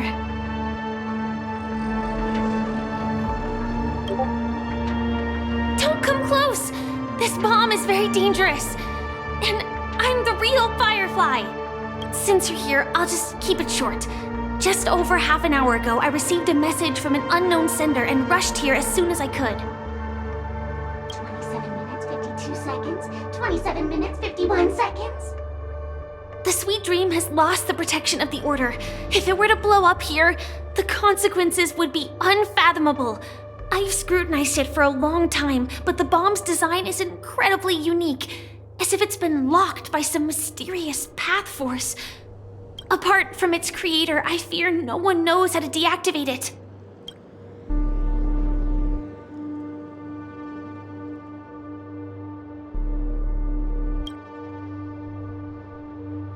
You mean the Watchmaker's guests?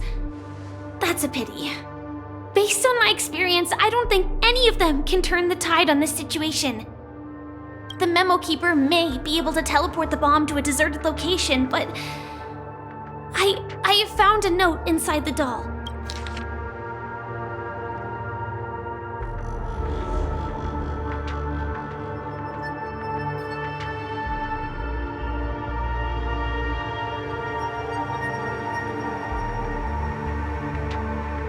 I don't know what grudges they have, but this path is a dead end, too.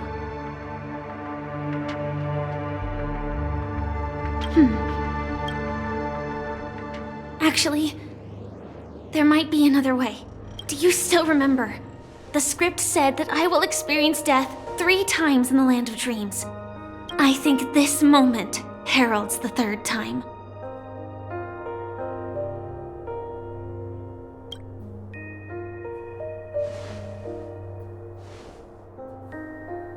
You may already know that I have no way of evoking dreams.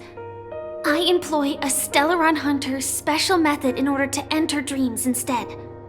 This allows me to perform feats that typical dream chasers can't. As long as I can bear the pain of the Memoria pressure, I'll be able to dive into the primal memory zone beyond the dream and extend a lifeline to the Radiant Feldspar. I will take this bomb into the depths of the dreamscape, as deep as possible, where there are no living souls around. That way, at least no one will get hurt.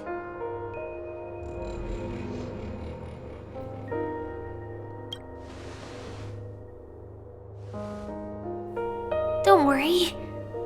I believe that this Firefly armor will be enough to take me to where I need to go before the countdown ends, and maybe even make it back safely. At present, this is our best and most logical course of action. After all, a long story deserves a happy ending.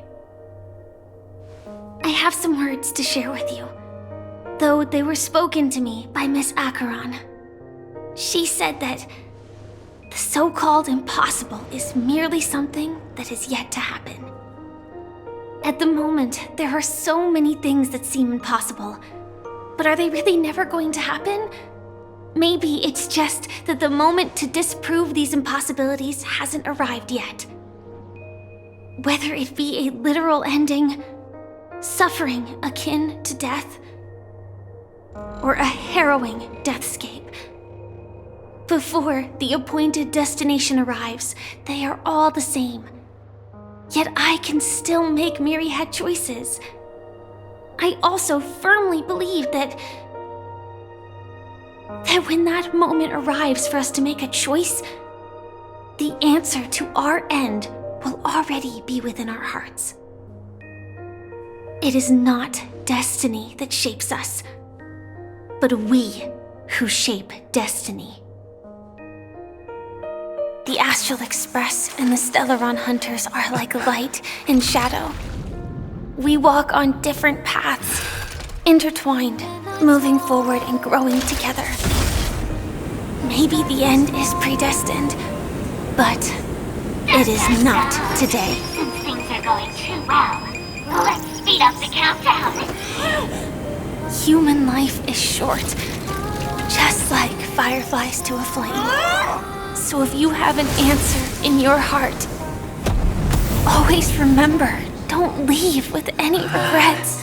We have this right, don't we?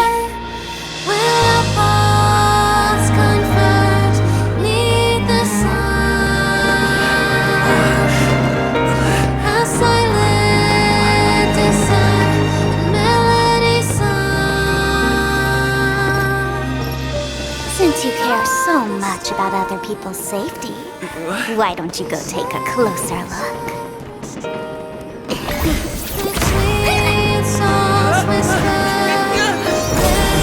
You see, everything is possible in this land of dreams. We each came here with our own goals and realized them in unimaginable ways. Regardless if the result was a sweet illusion or a bitter reality. It was an answer we longed for, day and night. So, why do people choose to slumber? I think it's as you said. Because in the end, we will wake up from our dreams.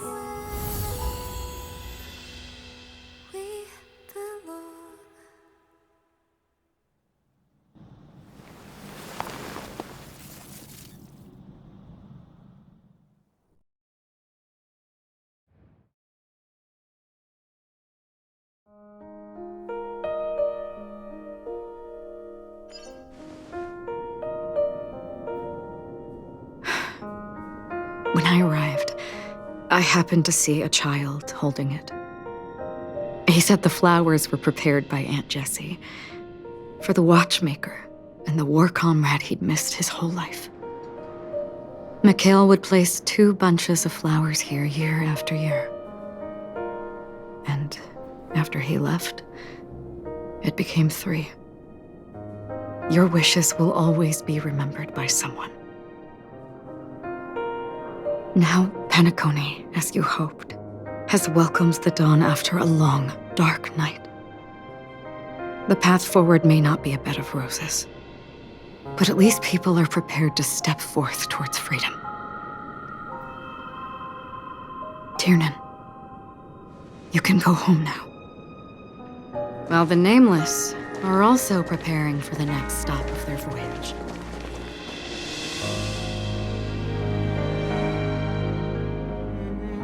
But before leaving, we still have one last thing to do.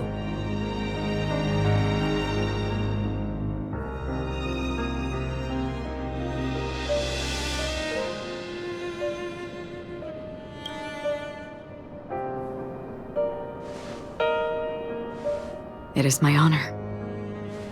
I've said many goodbyes. Yet I am glad that this is the first time I speak these words with a smile. But before leaving, I'm sure you all have plenty to say to the Nameless of the past. A fitting end to the tale of the departed. One could not ask for a better farewell.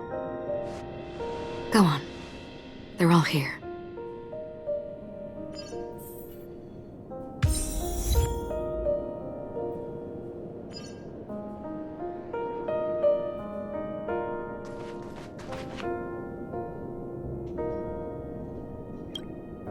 Honestly, when I heard the conductor's request, I was pretty surprised. The Nameless. Those who trailblaze, doing good deeds but never seeking recognition. After all this time, how would we even find those 3 people in such a vast place like Penacony?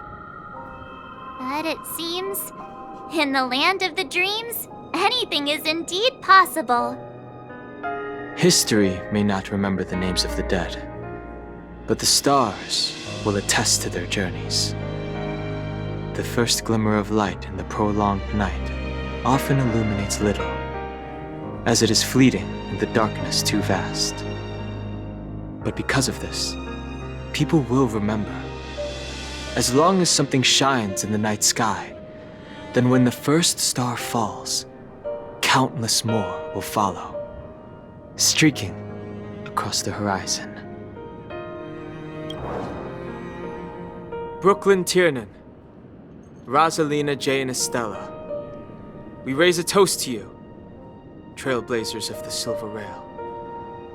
A toast to history that no longer remains silent. The passionate and courageous pursuit, and a voyage that traverses the stars.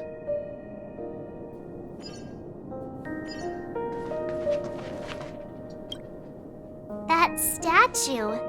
It wasn't here last time.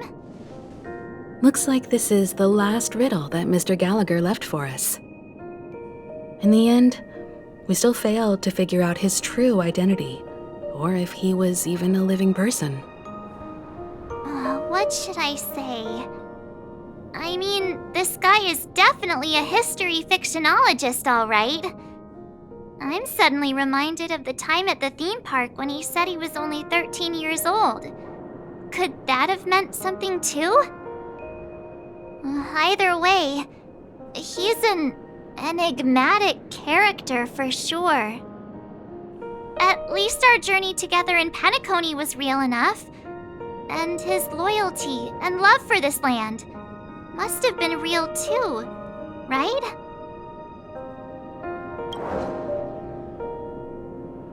Gallagher, we raise a toast to you, the slumbering hound. To the festival's invitation, to all lies and the singular truth. If we ever meet again, please don't talk in riddles.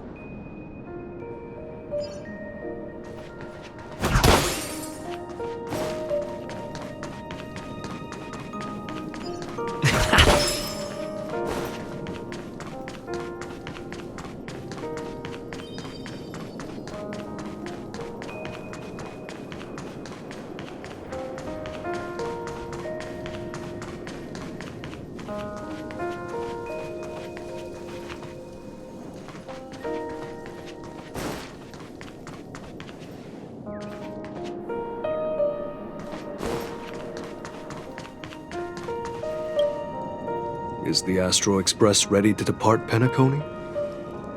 Apologies, Mr. Mika, that we are only now bidding you farewell. Oh, that's all right. You've all done so much for the Watchmaker, and we are forever indebted. Allow me, as the representative of Dreamflux Reef, to make another toast to all the nameless. What will the people of Dreamflux Reef do now? Many will continue to live here.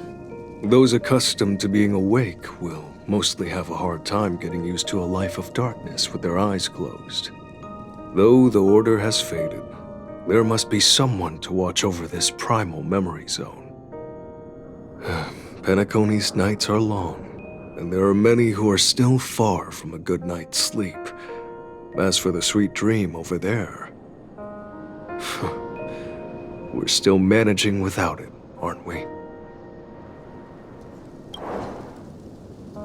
Mika and residents of Dreamflux Reef, we raise a toast to you, watchers of the long dream. To your tenacity throughout time, to each sorrowful night, and to the dawn that is finally upon us.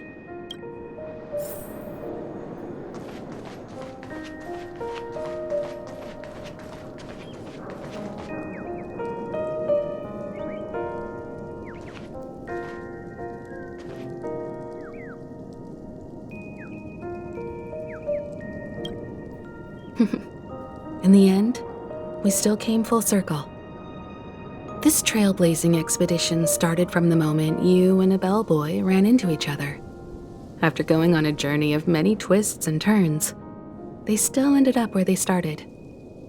Just like a clock's hands that turn round and round, the start and end of each day will always land on 12 o'clock, the advent of time moving forward. There shouldn't be much left to say. This entire adventure started because of you, and should naturally end with you. And then, a new page will be turned. Mikhail Char Legwork, we raise a toast to you, watchmaker of the land of the dreams, nameless of the Astral Express. To Penacony's past, present, future, and the child's unwavering dream unto death. With that, our duty as nameless should be complete, right? The trailblaze can illuminate the way.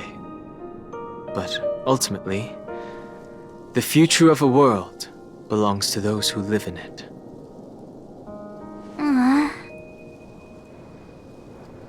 I still feel that Mr. Mikhail Mikhail must have really wanted to witness this day himself. What's on your mind, March? Just a strange feeling. I had it a few stops ago, but it's super strong this time. Why not talk about it? Maybe everyone's thinking the same thing. I can't help but think that whether it's Mr. Mikhail, Mr. Tiernan, or Madame Rosalina, their lives must have been long, and they must have experienced plenty of stories. They were also young once, stumbling and bumbling around just like us, getting into scraps and mischief, that sort of stuff.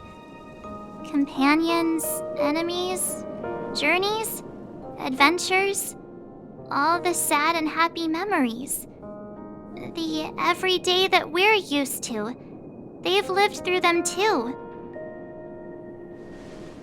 But those things are all in the past.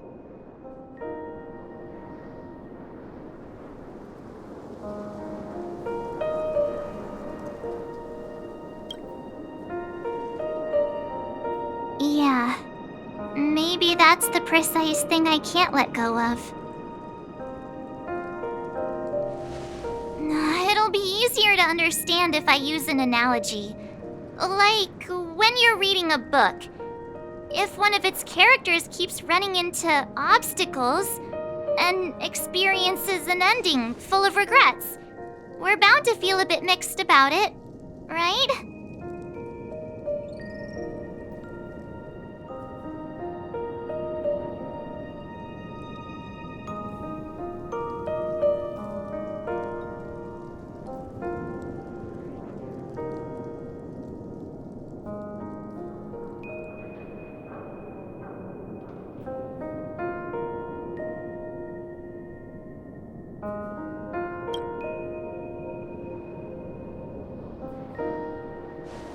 Because we've seen every nook and cranny of their lives, we see these people as special. So, even if there are parts of it that aren't really realistic nor logical, we still hope that their story gets a good ending when it comes. But what if they and we aren't really that special? When Mr. Mikhail sat in this chair, waiting for the Astral Express to arrive every day, what was he thinking? And if, at the end of his life, he could still firmly say he had no regrets, then what is this regret we feel in our hearts right now? I think each and every one of us is searching for the answer to this very question. The universe is vast, and our lives are but specks. The trailblaze never ends, but against the backdrop of the cosmos, the average person's lifelong journey is merely a short stretch. But it is in this minuscule distance that paths cross and countless worlds connect. The universe may not remember every person who leaves a tie along the silver rail, but we will. As long as we remember, their stories will never end. And what Mr. Mikhail has left for us is his answer to this very question. It may not be perfect, but it left a smile on this storied, jaded old Nameless's face at the end of his life. And its meaning will be interpreted by those who come after us. It's not the answer that's important, but what we can learn from others' answers, right? This is what trailblazing is. Sure. I'm really sorry for bringing down the vibe. Quick, Don Hung, tell us a dad joke to lighten the mood.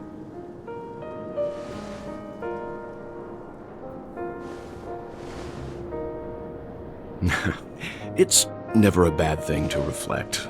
One day, we'll all have to face our own farewells.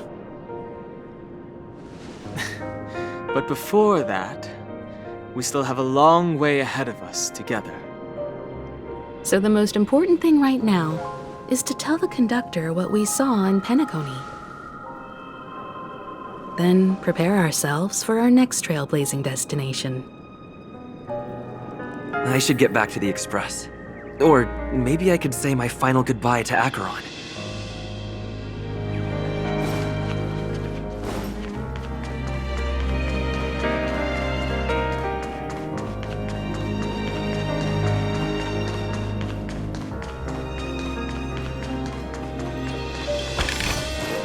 Is that all?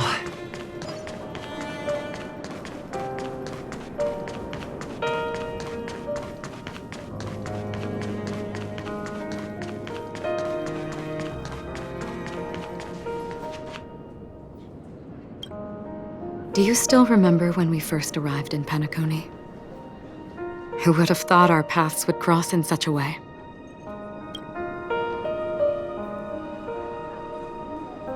The ocean of stars is vast. And given our destinations, I'm afraid our paths may not cross again. But the trailblazing expedition ahead is always full of unknowns. And my blade is sharp enough to sever fate.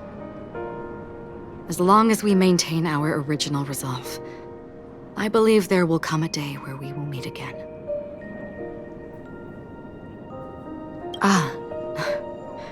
In that case, I must apologize for my rudeness. Do you remember when we first met? I once said you reminded me of an acquaintance. Because of the Self-Annihilator's curse, my memories are stripped away, blurring my past. And after our journey together, what I originally thought were familiar feelings were merely illusions. I believe this was truly our first meeting.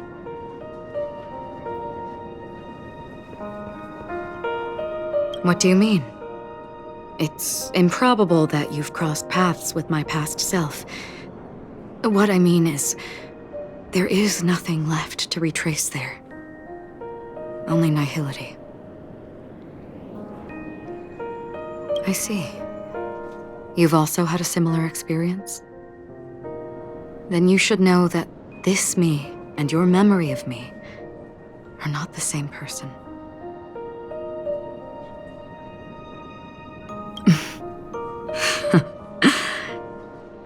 Long ago, I too was like you, with irreplaceable companions. We also embarked on journeys, making the best choices we could, whenever we could. Unfortunately, we didn't achieve the outcome we wanted. But moments like this make me feel like they never even left. In this universe, there exist countless worlds that are similar yet different, and countless people who are alike yet distinct. I too have wandered alone, encountering acquaintances on strange worlds, seeing their silhouettes overlap with my past. In your opinion, what does this déjà vu mean?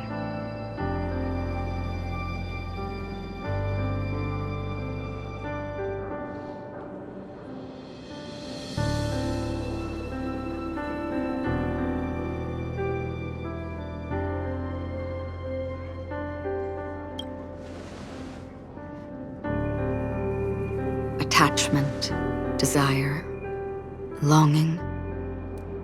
They may all be right, but they are all incomplete. I believe it's not something external, but something that originates within us. An emotion that traverses time from a certain moment of our past to reach us. Perhaps it's a source of warmth and happiness, or maybe it brings pain and sorrow. Each time we reminisce on our past, we always seem to notice a tiny but unforgettable instant that we left behind us, along with certain other things that remain constant throughout. That is a summary of our lives, encapsulating everything about us in these moments, proof of our shared path.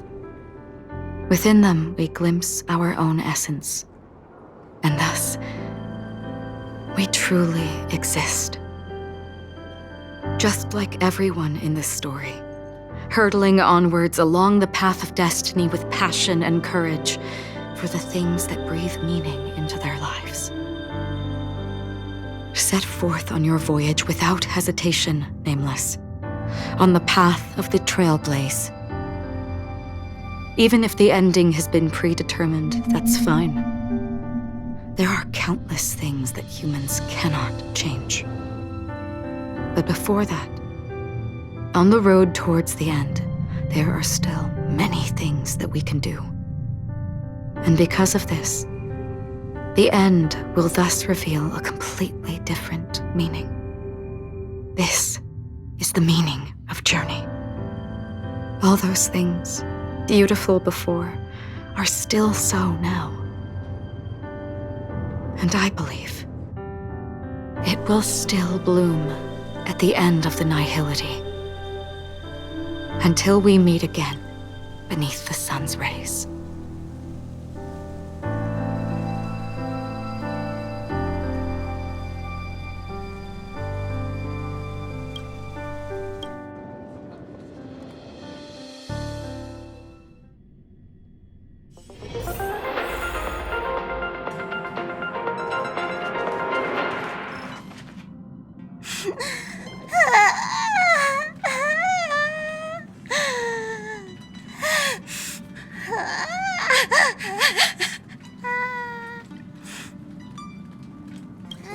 There.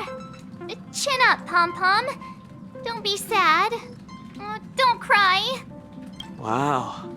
Your method of consolation is truly unsophisticated. Still better than just standing there like a scarecrow. Oh, hey, you're finally back. We told Pom-Pom all about our adventure, and they suddenly started crying. I've never seen Pom-Pom so sad before. The conductor never cries. Pom-Pom is never sad. Pom-Pom is just angry. Yeah, angry. No matter where the express stops, you lot always manage to cause chaos. My well-thought-out timetable completely ignored. If you carry on like this, the express is gonna run out of fuel. That's right. Pom-Pom is just angry. It's not because of Misha, Tiernan, Rosalina, and the rest.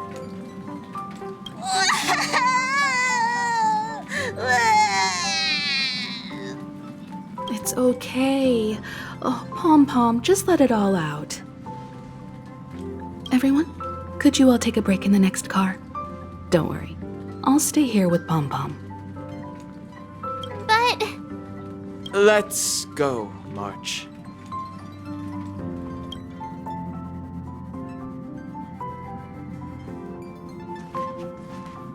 It's okay. Oh, Pom-Pom, just let it all out.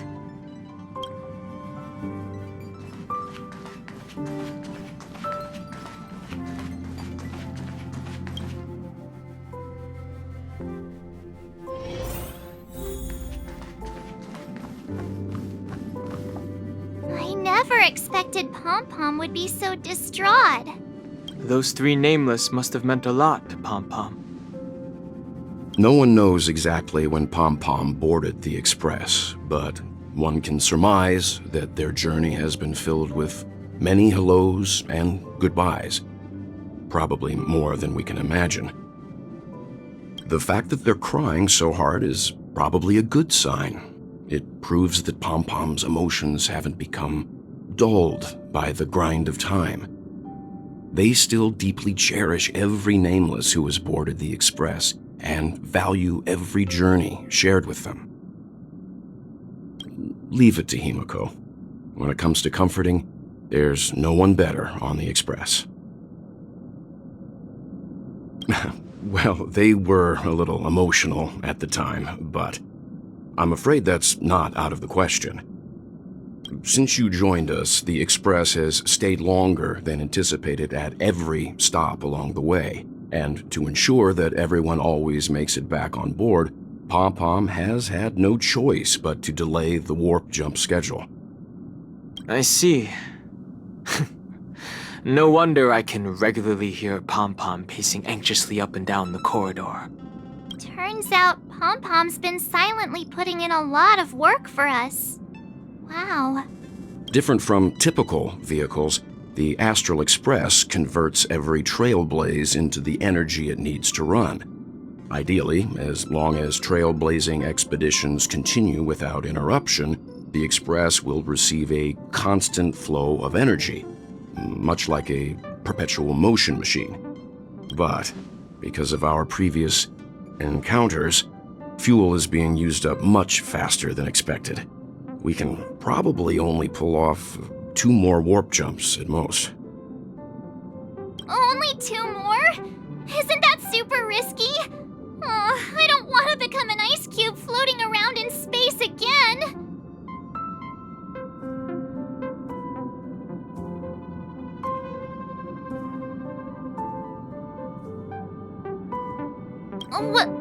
When you put it like that, it doesn't actually sound too bad. But I don't even want to become an adorable ice cube floating around in space again. Which also means that we must prudently consider our next destination. Yes, I've already checked the astral charts.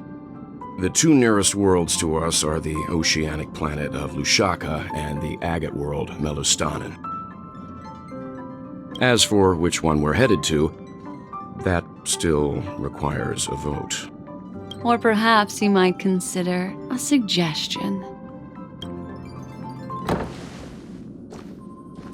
Everyone, we meet again. It's you! Why were you just in my room? It's a very cute room, Miss March.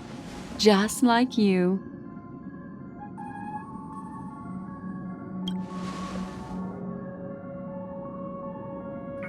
Memo Keeper, let's put aside how you managed to sneak past everyone and board the Express for now.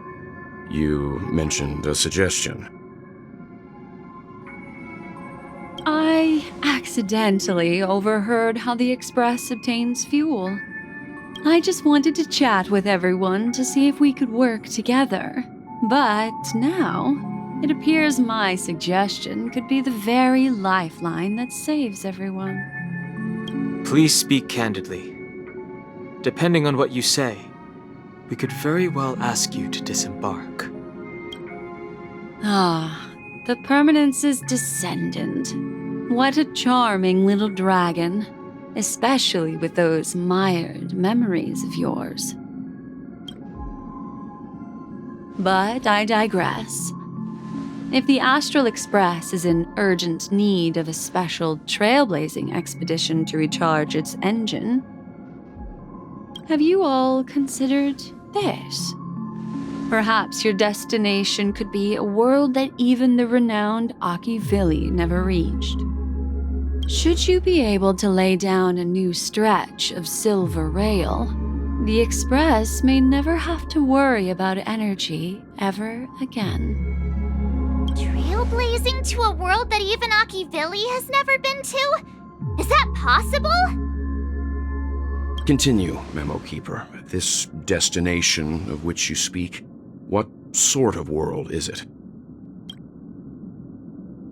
A world that many across the universe don't even know exists. A world hidden away from outside observation. Its presence only revealed by the light from the mirror of the Garden of Recollection. A world fettered by 3 paths, its destiny hanging in the balance. The Eternal Land, Amphorius.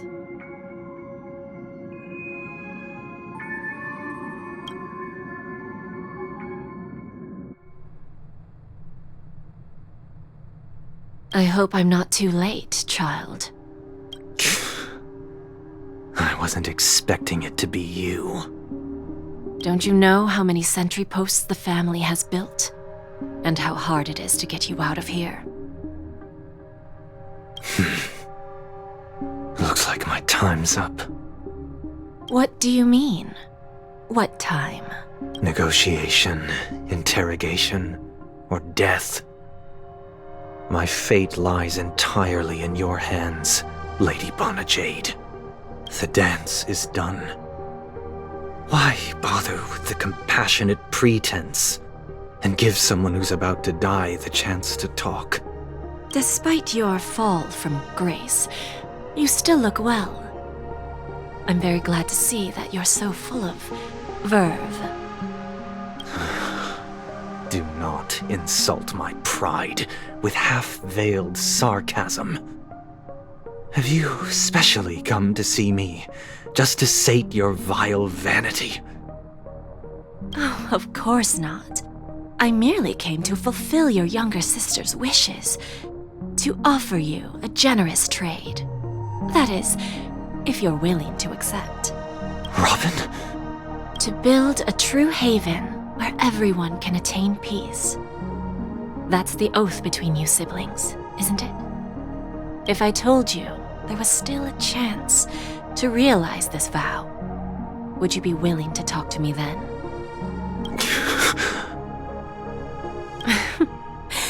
I recognize the gravity of this question, which is why you don't have to answer me right now. Go now.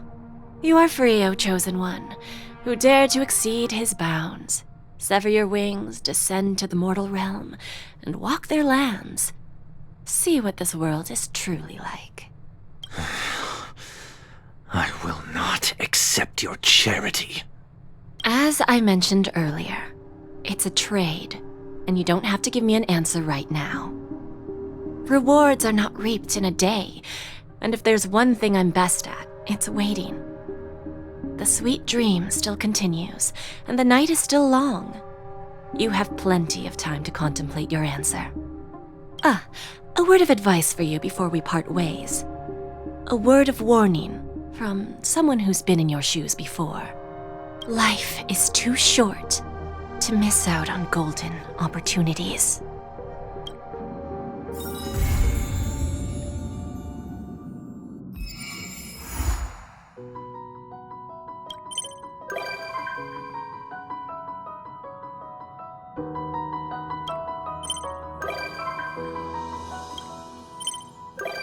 Birds are born with no shackles. Then one feathers my face. Blown away the white petals, leave me trapped in the cage. The endless isolation can't win out my illusion. Nice. Someday I'll make a dream unchained. Let my heart bravely spread the wings, soaring past the night to trace the primal light. Let the clouds heal me of the stings, gently wipe the sorrow off my life. I dream.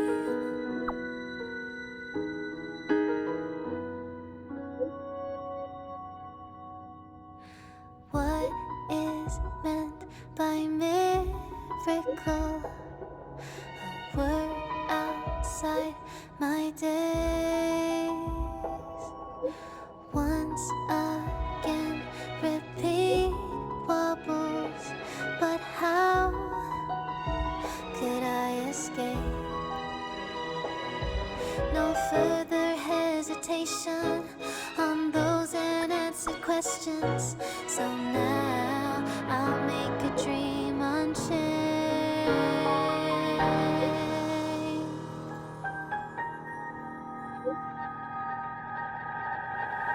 Let my heart bravely spread the wings, soaring past the night to trace the primal light. Let the clouds heal me of the stings, till they wipe the sorrow off my life. I dream.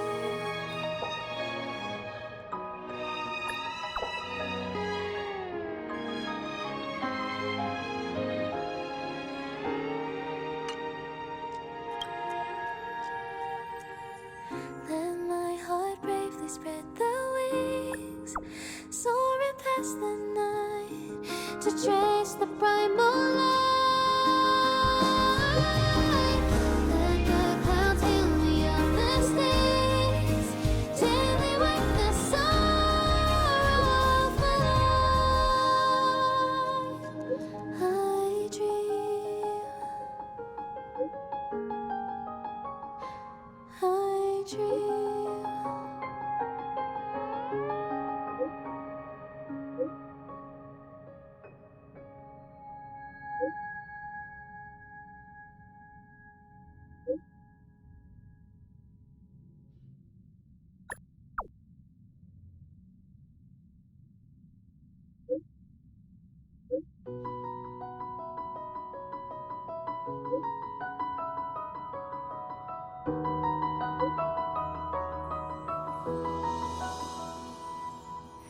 Birds are born with no shackles, then what fetters my fate?